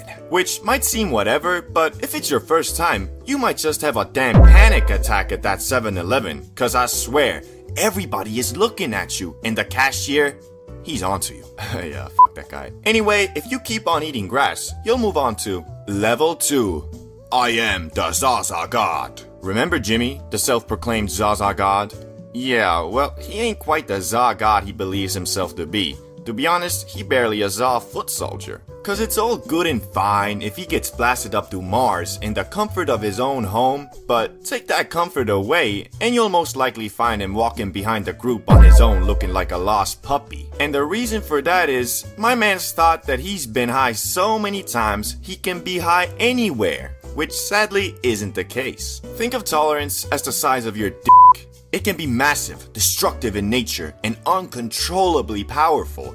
But what does that matter if all you use it for is to jerk off? Same with tolerance, it's situational, so you can be unfazed by the za in the comfort of your own home, but as soon as that comfort is taken away, you a total noob again. Instead of focusing on the size of his T, Jimmy should have been focusing on upping his riz and going out and pulling some quality baddies, if you get what I mean. I'd say going from this level to the next is one of the biggest steps in between levels, cause to confidently say you a Za God, you should be able to keep your cool in most public situations, even if everybody is staring at you and every car with a hint of blue is a FBI agent ready to take you away for good. You gotta be chill, like a cucumber. And if you do study the cucumber enough while spugging off the broccoli, you might just advance to Level 3, Transformer. Optimus Prime. This level is called Transformer because it's the level where your Zaza adventures completely transform. Instead of only smoking up at the comfort of you or your friend's home, you can now make plans in somewhat chill public areas like fast food places, cinemas, the park, the spa, or really anywhere where you know people will most likely be minding their own business. And because of this newfound power, you probably have also started blazing that green more, which depending on the type of person you are, it could start affecting your everyday tasks and goals negatively because although hard to admit, the Zaza can and will make you a lazy mofo if you let it. But as I said, it all depends on the shape of your character, so if you can control the inherent laziness the Za tries to curse you with and still keep on rolling with your goals without becoming a Dorito munching World of Warcraft playing stay-at-home hobgoblin, at some point you'll move on to Level 4. Yeah, to be honest, I'm high right now. Welcome to the ultimate purgatory and struggle of a consistent Za enjoyer. As I said before, you only advance to this level if you didn't become a Star Wars lore arguing Prime Dumbledore admiring League of Legends playing high stay-at-home goblin. Wait, why are you Star Wars lore all the time? And I love Dumbledore. Ah, well, at least I don't play League of Legends. Anyway, as I was saying, it's quite hard to make it to this level, and even harder to stay here, because nowadays, you are so used to doing stuff while blasted, you could theoretically be in that state 24/7. But the problem is, you also know being high 24/7 is expensive, plus, even if you don't notice, I'd say for 95% of people, it makes them less productive as well. So that's why I call it purgatory, because you're constantly pondering the question, should I maybe do a quick hit before doing this? And although I'd love to say I have the answer to that question, I don't. It all depends on you and your situation. So for example, if I had a job interview, I wouldn't do a quick hit. But then again, I know dudes who say the Za makes them less nervous and stressed, plus more talkative. So for those people, I'd have to say, go ahead I guess. But if one day you find a definitive answer to the question, should I maybe do a quick rip before this? You'll move on to the final and most elusive level there is. Level 5. Za God. You have entered into your own subconscious and from it dug out answers to humanity's biggest questions like, are we alone? Why are we here? Why is an 80-year-old man running for president again? And of course, Should I bang that Benjamin a little bit before heading out?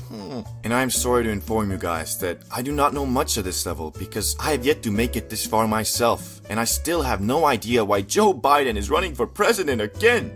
But I can tell you this much. This is the level that completely transcends tolerance, as you really don't even need to worry about that anymore, cause you know your body to the point you always know what amount is the right amount. Also, you have figured out the perfect formula for working hard and following your dreams, whilst also inhaling that za and being a chill and interesting dude, not just some corporate suck-up. Dabs, the world's strongest saw, or so I have been told. In reality, dabs can't really be considered the world's strongest saw, cause it's technically not weed anymore. It's the extract of it. And although there are natural and unnatural ways to extract that THC, the end result is always the same: super potent, sticky, icky wax. You see, wax is like the express lane of cannabis. If the express lane was designed to launch you into a high so intense, you'll wonder if you just got teleported. It's a concentrated form of cannabis where all the THC and terpenes have been extracted from the plant into a sticky wax-like substance. Think of it as the espresso shot of weed. It's quick, potent, and designed to get you where you're going fast. Wax generally contains anywhere from 60 to 90% THC. That's right, you're basically inhaling a THC rocket launcher. A little dab, literally a small dot of wax, is enough to send you to the moon and back in no time, which, let's be honest, might be exactly what you're looking for, but anyway. The extraction process typically involves solvents like butane or CO2, which separate the THC from the plant material. The result is a gooey concentrate that can resemble something between honey and a gummy bear's worst nightmare. And if you think it looks a little sus, that's because it probably should. Just make sure you know what you're doing with the dab rig, or you might end up with an accidental science experiment that doesn't go quite as planned. Now, you might be wondering, CBD bro, what's the difference between like strong bud and dabs, eh? What's up with that? Glad you asked, my little munchkin. Bud typically contains around 15 to 25% THC, depending on the strain and how good your dealer is. This means it's still potent, but you won't be crossing into a parallel universe with a single puff. You get a slower, more gradual high that builds up over time, kind of like gently being rocked into a nice little nap. Unlike wax, which is concentrated and intense, Bud is the slower burner of the weed world. Sure, you'll still get high, but it's more of a let's hang out and take our time with this situation. Like sipping on a glass of wine versus chugging a bottle of tequila. You'll get the same effect, but one will probably leave you with fewer regrets. To put it simply, wax is like the hardcore version of cannabis, while Bud is like the I'm just here to enjoy myself version. Both will get you high, but one will probably make you rethink your life just a little bit. So what made me want to try dabs in the first place? Well, you see, as the modern day Columbus, I like to view myself as a discoverer, and having tried every type of grass besides wax, it kind of bugged me that I didn't have any knowledge of the latter. And so, for science, my own personal curiosity, and educational purposes, I decided to test it out so I can stand here and tell you not to try it.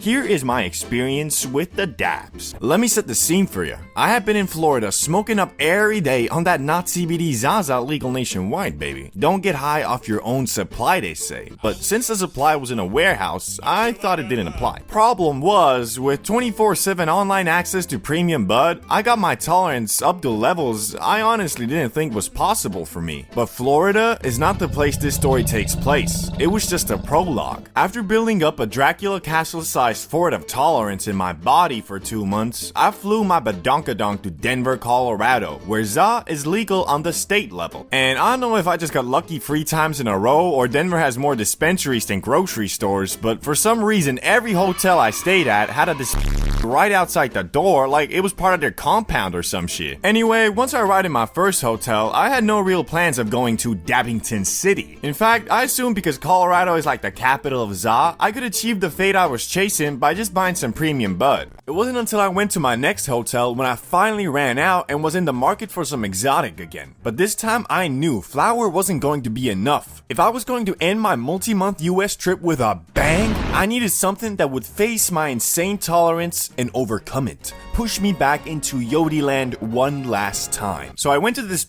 and explained my situation to the clerk. Hello sir, what can I get for you today? Yeah, so I'm looking for something strong. Well, in that case, I guess I recommend edibles, maybe some moon rock or dabs. What do you like?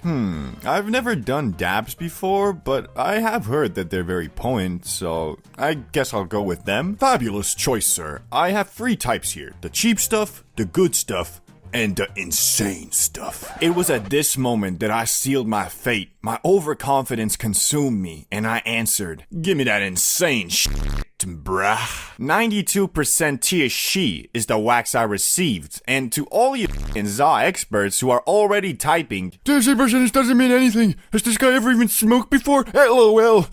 I live in my basement alone, and all I smoke is that exotic." Nah, for real, bro. Last video, some dude said what matters most is the plant's DNA and its heritage. Like your average smoker is gonna walk into this on some, excuse me, could you tell me about the DNA compensation of this ZA? Yeah, I don't know, bro. It says OG. Of course I see that, but tell me about the history of this particular plant. Were its ancestors also original gangster? Look, man, I get $14 an hour here. I don't freaking know. I've smoked it before. It's pretty good. Anyway, now that I got my premium dabs, I needed a way to smoke it. But because I knew doing dabs is not as easy as just, say, ripping a BONG, I decided to do a bit of research before buying any equipment. So I went to the closest Starbucks, sat down, and... This is what you're gonna need. A cap, a nail, terp spinner, which is optional, a rig, Q-tips, torch, a timer, dab tool, and a set of lungs. Well, that's ridiculous. I knew it wasn't simple, but what the fuck is the main thought that went through my brain. I had no idea you needed a whole damn chemistry kit to take a dab, but I had already committed. I mean, that premium wax wasn't cheap, and I was determined to finish what I had started. So I went to the closest smoke shop like, "Hello there, can I help you with anything?" "Yeah, so, I need a cap, a nail, a spinner, a rig, Q-tips, alcohol, a torch, a timer, and finally, a dab tool. Do you have all of that?" "Yeah, I'm pretty sure I can find all that stuff around here somewhere, but you could just buy this electronic pen. Probably be a bit easier." "Oh, well, sure, but does it include, a cap, a nail, a terp?" "No, but, like, you can do a dab with it." "Oh, fantastic. I'll take." As it turns out, all you really need to take a dab is a e-pen, but I'm sure I'll be lectured in the comments about how that's not the same and how I've never even been high before. Anyway, I was now almost ready to enter into Dabbington City. But it was not gonna be easy, as I was staying at a no-smoke hotel. So I grabbed all my stuff, walked like 10 feet from the hotel, loaded my dab, and...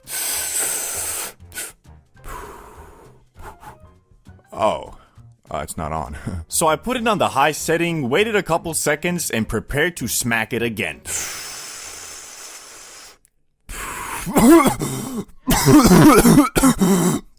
I was done. Finished, bamboozled. No words can describe how absolutely grade A I was. I knew from the moment I exhaled that I needed to get to my room as fast as possible because this high instantly reminded me of when I first blinkered a Benjamin, only even more intense. I felt like my eyes had caved into my brain, making me more third person than first. Also, I could detect every organ in my body individually, and the sound of my heartbeats were constantly playing like some background music. I don't even know if I finished the whole dab, but I just knew I had to skedaddle before I...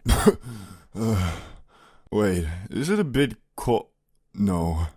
No. You see, I have this weird, awful debuff I only get sometimes when I'm like really hot. And this is the misperception of being extremely cold. It's like this weird trigger I have when I get too faded, and because I've experienced it so many times, it's like this unholy, intrusive thought that I just can't avoid. You can imagine my situation was not ideal. I was tweaking harder than I probably ever have before, and I just started slowly walking back to my hotel, trying to think of anything besides my bodily functions. I made it back inside, still shivering from my mental debuff, and walked to the elevator as fast as I could, where I had an awkward encounter with a fellow guest. I'm a swerve in the corner, whoa.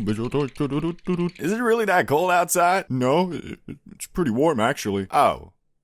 Okay. That dude must have thought he just talked to a local crackhead. But anyway, the instant I got back to my room, I snuggled into my bed to warm up and hopefully stop tweaking, which eventually I did, but I was still scared to leave the comfort on my warm sheets, so I just kind of watched fun YouTube videos until I came down a bit. After about 30 minutes, I stopped geeking and instantly ordered some food, but not just any food. I ordered a large Baconator combo from Wendy's like a true American.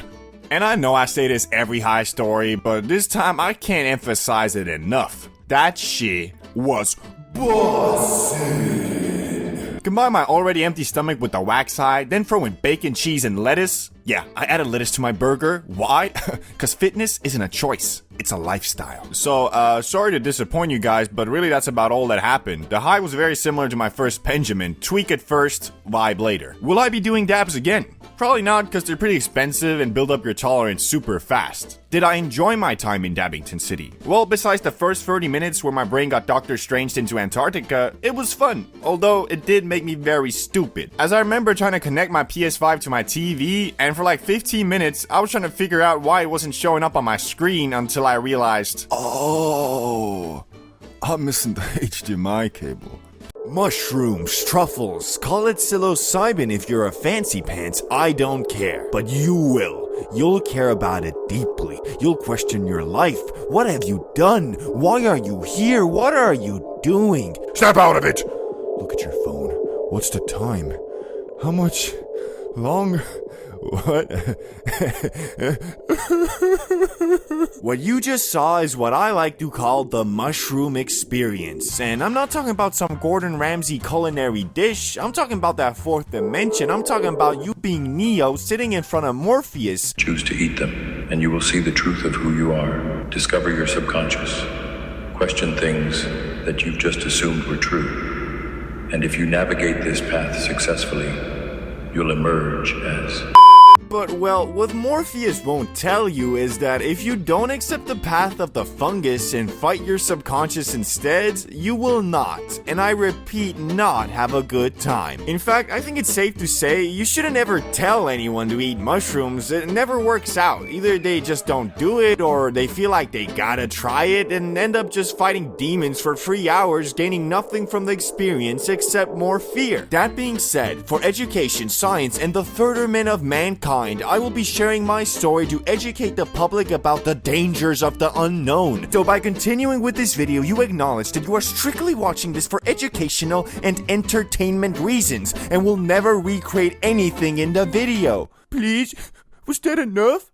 We'll see, boy. Enter my friend Ricky. Me and him were chilling at his place when we got to talking. You see, I had previously just consumed some interdimensional fungus a couple weeks back and was kind of raving about how eye-opening it was. You know, the basic hippie shit. But Ricky was not buying it, which in my eyes made me feel like I gotta prove him wrong. Now, I think he was such an unbeliever because he's your typical Eastern European blue-collar, work hard, get hammered on the weekend type of dude. Not that there's anything wrong with that, just I wish I would have realized if your favorite thing to do is forget about all your worries and problems by getting drunk every weekend, then mushrooms probably won't be something you'll vibe with, especially if you low-key don't even want to do them. But regardless, I was all like, Ricky, my man, my main man, my brother from another mother. Okay, I get it. What do you want? What I want is for you to want to eat some mushrooms with me tonight.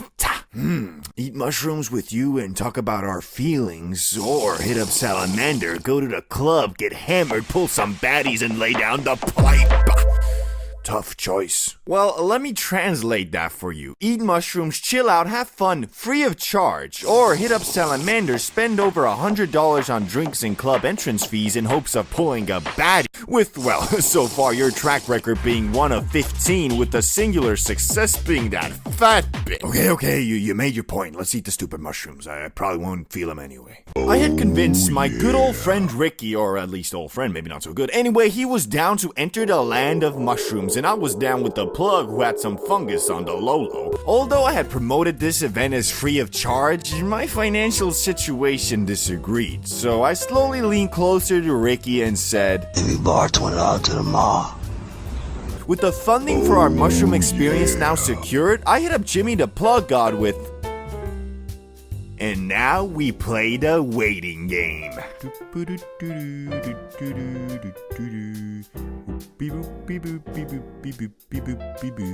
Any moment now. Finally. Yeah, 10G will run you about $100. Ricky, Richard, Rick Dog. You think you can spare an extra $30 for the homie? Fine. With further funding secured from our amazing sponsor, Rick Dog LLC, we ventured into our automobile to go and secure some Chungus fungus. And while we were driving there, I was all like, you know that once you experience ego death, you get rich and pull hella hoes forever, right? That's stupid, but enlighten me, I guess. Okay, so hear me out. Why do individuals eschew the pursuit of their aspirations and the undertaking of risks, particularly when they are not constrained by socioeconomic disadvantages? The answer lies in the nature of the ego, which harbors a fear of failure. This fear arises from a deep-seated concern that we may not be as intelligent or as capable as we believe ourselves to be. Consequently, the ego compels us to remain within the confines of our comfort zone, a realm in which we can entertain limitless potential without ever actualizing it. Damn, you really want to eat those shrooms, don't you? Perhaps. As we pulled up to the plug's addy and hunted him down, we completed our transaction and received a good amount of fungus, which I thoroughly inspected on the ride back and told Ricky the plan. No eating anything 2 hours before ingesting. Drink orange juice or anything sugary to end the trip faster. It takes about 30 minutes to kick and 2 hours to reach maximum overdrive. Any questions? Do they taste okay? Like an expired can of organic dog shit. Nice. We'll eat it with chocolate though. Great. We got back to the crib and sat down at the couch next to the table and got all our supplies like orange juice, chocolate, and water. Let's do this. I'm ready.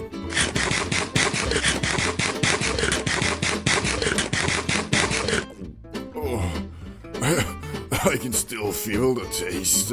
Yeah, that'll be like that for a while, but let's take our minds off it with the new Plankton movie featuring SpongeBob. It's on Netflix. And so that's exactly what we did. Sat there in anticipation for the fungus to absorb, among us. It took a while, and the wait is always pretty anxious because you don't know when they gonna hit. I mean, it could be now. Better check my hands. No weirdness or fuzziness? What about the walls? TV, okay, seem normal for now. Why is Plankton always plotting something? Dude really got no chill, for real. They were starting to kick, but the start is easy. When you're at that microdose level, it's basically like being faded. It isn't until a few dozen minutes go by that if you took some Chungus fungus, you're about to start tripping balls, bro. A few moments later. Yo, bro, you watching the movie? Bro, I got no f***ing idea what I'm watching. That's fair. Might have eaten too much. Too much? Wait, you're telling me I ate too much? No, not really. It just could have taken less too, but what? No spiritual awakening then? Basically. Yo, I gotta get some fresh air. I feel like I can't breathe, man. Shit. Let's go outside then. You're getting me tweaking too, Rick Dog. Stop calling me Dad. As with every mushroom trip I personally ever had, stage 1 was complete, aka the indoors part, and stage 2, the juicy part, was just beginning. The outdoors wanderer and ponderer. Thank God we did this in spring, cause personally I don't know if I could even handle going outside in the cold while on that Mario pack. Anyway, we walked around in our small town in the fresh air, basking in the glory of the sun, hoping that we don't see anyone we know and shit. What's up? Y'all trying to come to the club tonight? Not gonna lie, me and Ricky are more fungus than Big Chungus, and Rick Dog is low-key. It's gonna be okay. It's gonna be okay.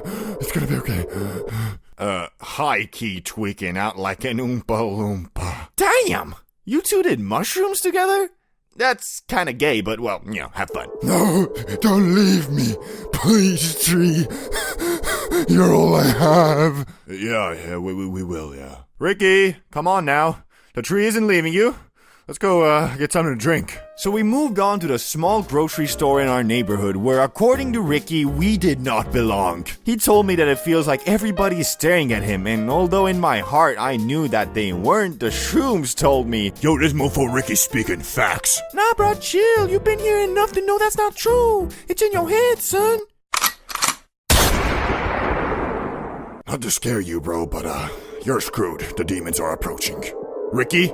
We gotta get out of here right now. And so we did, with only one thing to show from our efforts, a container of OJ, which turns out does nothing. I mean, every smart shop owner in Amsterdam always says drink OJ to end the trip faster, but ChatGPT told me, Nah, bro, that's cap. Which I wish I didn't ask him that while on the fungus, cause now all hope was lost. I couldn't even tell Ricky to jug the orange juice, cause I knew it was a dud. The trip really started feeling like a weird nightmare, but I mean, not so much, because I was tweaking mostly cause Ricky was, and I feel completely responsible for that, cause, well, it was my idea. So I did the only thing I felt like I could. I apologized to Ricky for dragging him into Mushroom Kingdom, which he accepted and told me, "It's not your fault, bro." And after that, it was like something clicked, and we finally started vibing, talking about what we were feeling and what we were thinking. Near the end of the shrooms, we were discussing our trip, and if Ricky regretted it, and he said, well, yeah, but not as much as he thought. Because although the first half of the fungus was spooky, the second half did give him some type of spiritual or mental awakening, per se. Not that Ricky was gonna do anything with that. He got wasted with Salamander the next day and spent $200 on drinks, pulling zero hoes in the process. Moral of the story is, magic fungus can make you feel more connected with yourself and your subconscious. Will eating it once with no clear goal or motive change your life? Absolutely not. Or at least, that's what I think due to my experience with Rick Dog. For the last time, stop calling me that! 10,000 BC, a group of cavemen in the Oki Islands of Japan needed some warmth and wanted to start a fire when they discovered a funny looking green plant, and either out of curiosity or desperation took it and inadvertently created history's first ever hotbox. Yet this early grass was not that loud that people be smoking today, because as we know, over the years the za has been scientifically and artificially cultivated to be much more concentrated in the high it gives. So although it is funny to think about a group of cavemen purposely starting a fire in a small shelter for the sole purpose of getting faded in a hoe, it is unlikely that it actually ever happened. Yet aside from this iffy recreational stint in Japan, hemp was first commonly used in the lands that are modern day Mongolia and China for more practical uses like eating it. Which, after saying that, you might be imagining something like this. Yo, what's up? How you doing? Had any fun with those new seeds I gave you? Yo, nah, I actually came here to give them back. Last night I was looking at the moon and I swear that motherfucker was looking right back at me. But alas, this probably wasn't the reality, because the THC levels in this early cultivated Zaza were just really low, but soon the Chinese would discover that the holy plant's fibers were also great for making stuff too, like clothes, paper, and bowstrings. Which turns out hemp fibers were superior to the bamboo ones used by rivaling factions, allowing the Chinese to shoot their arrows much further. So basically, back in the day, if you were having a long distance bow battle and were losing, you might have screamed out, "We need to get closer! These motherfuckers have weed!" Anyway, it wasn't long after when mofos realized that the loud wasn't only good for making stuff, it was also great for treating physical maladies. And after a couple thousand years, Emperor Shen Nung, known as the father of Chinese medicine, included the magic plant in his medical encyclopedia under the name Ma. Which, that sounds oddly similar to Za, doesn't it? I'm guessing every couple thousand years the first letter changes or something. But now, let's explore the question we're all asking. When exactly did mofos start ripping that shit to get faded? Well, one of the earliest counts is about 2,500 years ago, when researchers discovered 10 mini barbecues in a cemetery near modern-day Tajikistan that had residue of burnt cannabis with a much higher concentration of THC than normal, probably meaning it was selectively bred to get you, well, lit. Although this was one of the first counts of people purposely inhaling the broccoli to get high, it was most likely used as part of a ritual to invoke an altered state of mind so you could communicate with spirits. Which shit, dog, I wanna know what these dudes were smoking, cause I ain't never heard of no grass that gets you to the spirit realm. This might have low-key been the last kush Snoop Dogg smoked, cause once you get so high you start communicating with your dead gran-gran, that's when you really might be like, okay, I think it's about time I stop smoking this shit.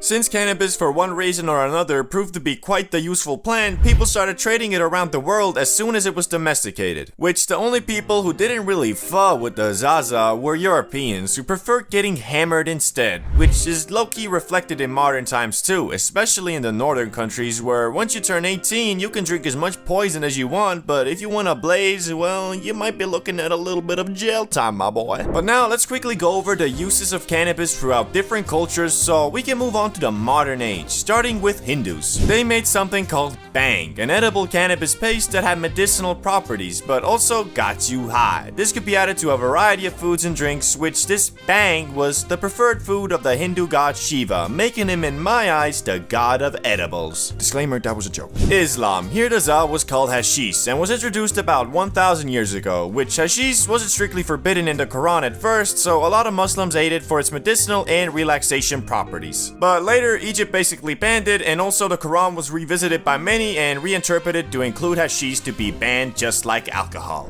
The Vikings. These dudes basically used the za to make rope, sailcloth, and other things, but also for its medicinal properties, mostly to relieve pain, and to date there's no hard evidence that they consumed it for its recreational use, but you know, maybe they should have, because they were quite the horrendous savages and murderers, so it might have made them think a little bit about peace and love. But what about America, England, and the actual global world powers? How did they react to weed? Well, again, like the Chinese, Europeans and Americans at first prominently used the magic green plant in the 16th to 18th century for more practical things like making sailcloth and rope, which the plant itself grew much larger in the New World soil, and combined with the practicality of it, everything started being hemp-derived. Clothes, paper, well, basically anything that required fibers. But the question still remains, when did mofos start smoking that shit to get blasted on the regular? Cause although at some point you, your neighbor, your grandma, your boss, and even George Washington were out here growing weed, wasn't nobody out here rolling them up.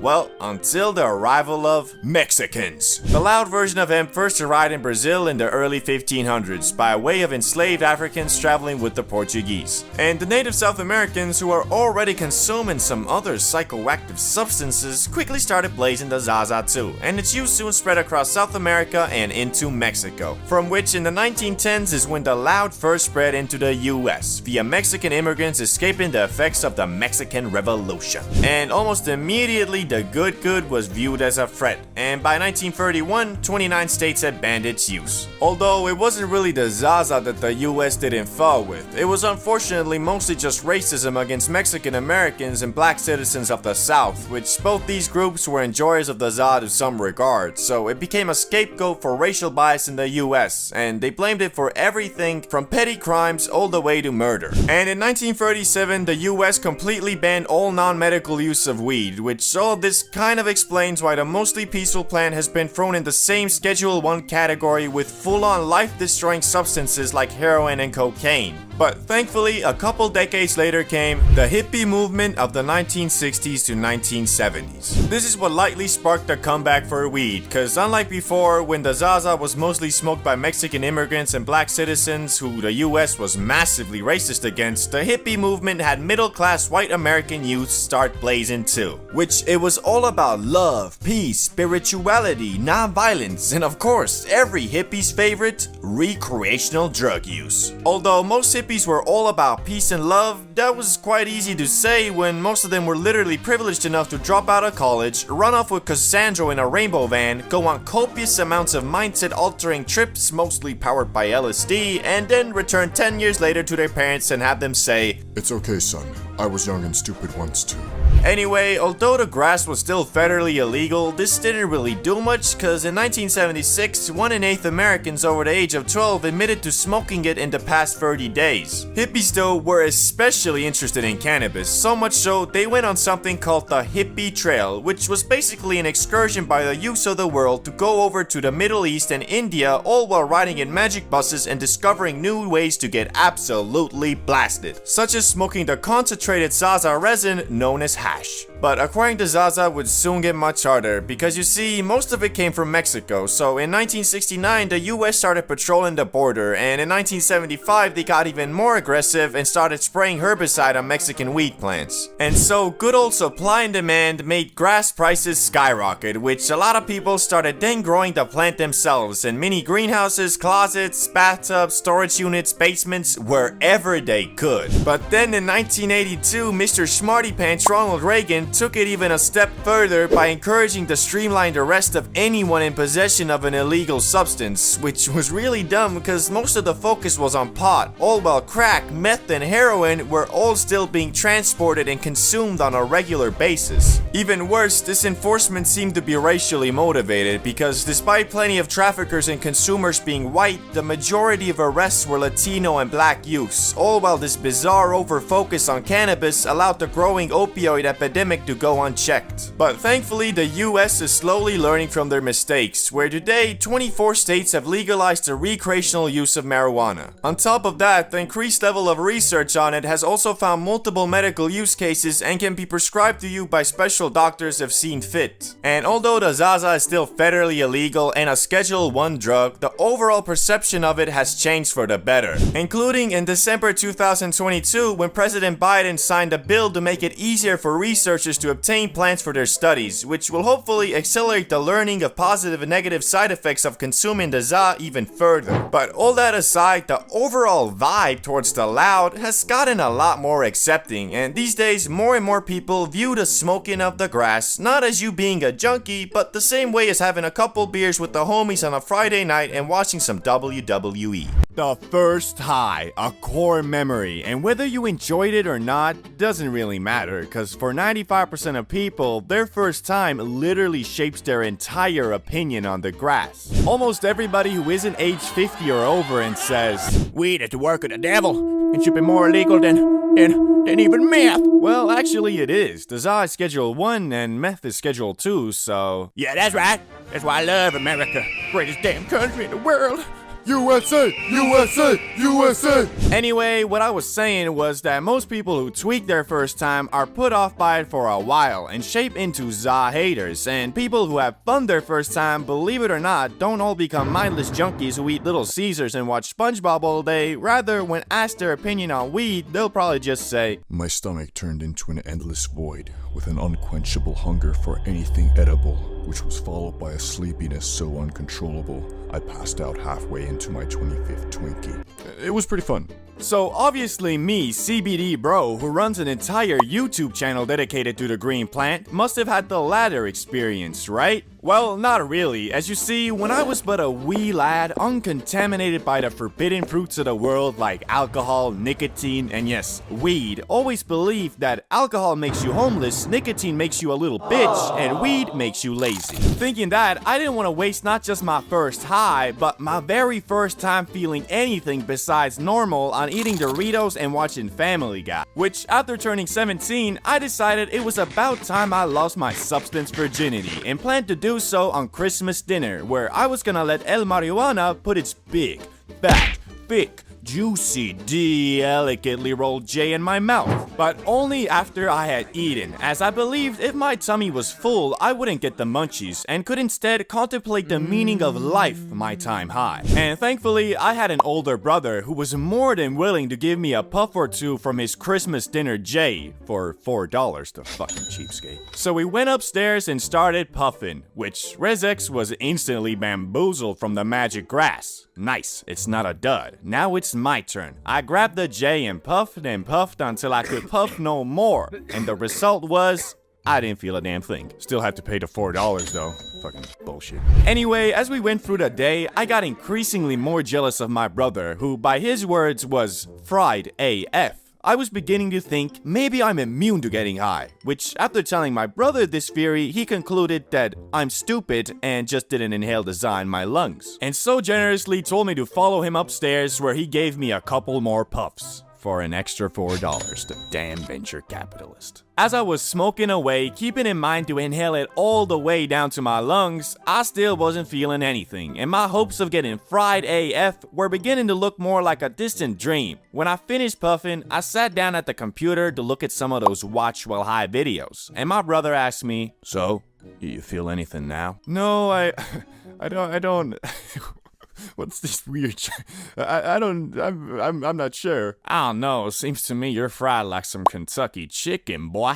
I was indeed fried, and incredibly so. Although I didn't smoke a ton, my body had never experienced anything besides a sugar rush and maybe a caffeine kick. So as I was watching this watch while you're high video, I was laughing at everything and was tripping the fuck out. But not in a bad way, it was freaking amazing. Being high was what I always imagined it to be until...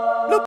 I'm sober again. Yeah, you heard right. My first high lasted like 30 seconds, and in an instant, I was back to normal, which I don't know why. Even to this day, when I tell people about this, nobody can relate because no one has experienced this phenomenon. But since I'm a scientist, I have developed a super duper concrete theory backed by quantum mechanics and the late great Stephen Hawking on my experience, and overall the reason why a lot of people who smoke their first time don't feel anything. I theorize that all humans have a natural block against foreign substances, a wall per se, and when an individual inhales ZA, the particles act kind of like micromissiles targeting your cannabinoid receptors. For the people whose defensive wall is strong enough, it will stop all perpetrators attempting to infiltrate your brain. But this wall isn't regeneratable, so if the micromissiles fail to get you fried at first, the next time they'll have an easier time against your already damaged wall of defense. Now, I bet you're thinking to yourself, this mofo been smoking too much of that Einstein pack. And to you, I say maybe, but also I have practical proof of this theory. I used to be a pro baller, and one day me and a couple hooper friends who all have great immune systems and therefore probably good ZA defensive walls decided to smoke up, and to my buddies, it was their first time. Once we lit the J and passed it around, I made sure to tell everybody to inhale the smoke in their lungs, which I'm pretty sure they all did, but still, I was the only one who got high, cause it wasn't my first time. But when I smoked up with some of my non-athlete first-timer friends, they all got high like normal. So, conclusion, defensive ZA wall is a real thing and I stand by my theory. Anyway, although that was my first time feeling high, I wouldn't call it my first high because it only lasted for half a minute. My first real high experience was something even more memorable and etched to my brain until I die. A couple weeks after the last incident, me and Rizx decided it was about damn time I actually felt the true loving touch of the Mary Jane. And this time, instead of having only scraps of ZA, we bought a whole gram to hopefully destroy my highly speculative ZA wall. I think it's real. Also, at this time, we were obsessed with freestyle rapping, so we decided the plan of action was to smoke up, eat candy, and rap battle to copyright-free beats while recording it so we could listen to our unreleased tracks in the morning. Since our parents were away for the night, we got the whole apartment to ourselves and planned on rolling 2 Js, both containing 0.5 Gs. Since we were petrified at the thought of getting caught blazing, instead of being sensible and smoking the J's near a window and just blowing the smoke out, we put our jackets on and walked 500 feet away from the apartment to light up, just to be sure that there wouldn't even be a microfiber of evidence that we were smoking the devil's lettuce. As we were consuming the J, all I could hope for was that this time I wouldn't just get a limited free trial, but the actual full version. But alas, when we finished puffing the J, I again felt nothing, or at least that's what I thought, cause as we arrived back home, I finally realized that, so you feeling it? Yeah, kinda. Sometimes the high hits you a couple minutes later, especially if you're going from outdoors to indoors as we did. And my highly accepted theory in the science community about this phenomenon is that through evolution, we have always considered indoors to be our safe zone and outdoors dangerous. Therefore, when you're outside, your brain doesn't allow the full faded and relaxed effect to take over, probably in anticipation of a roadman coming and chefing you up with the mandem. Okay, this one I'm not so confident in, and I have to come clean. I am in no shape or form associated with the science community. Yet. Anyway, now that we were high and in the living room, we started putting on some beats and freestyling, and to this day, I have yet to replicate the skill and precision of my flow that high. It's hard to explain, but nowadays, I can't rap for shit. I mean, I'll spit one line and be like, yo, I've been getting money making racks, cause you know I'm flipping packs. That's facts. Yeah, that's it. Basically, I run out of rhymes pretty fast, but that day, I did not. In fact, even when my brain had nothing to say, my mouth rapped it for me. I turned into a freestyling robot and became dead sure that I was gonna make it out by dropping a mixtape and becoming a famous rapper. Until we listened to the recording in the morning and realized, yo, flowing on the go. Your girl, she a hoe, making money dancing with a pole. My girl making dough while doing lines of blow. Cause we in the penthouse, baby, living life, and that's for show.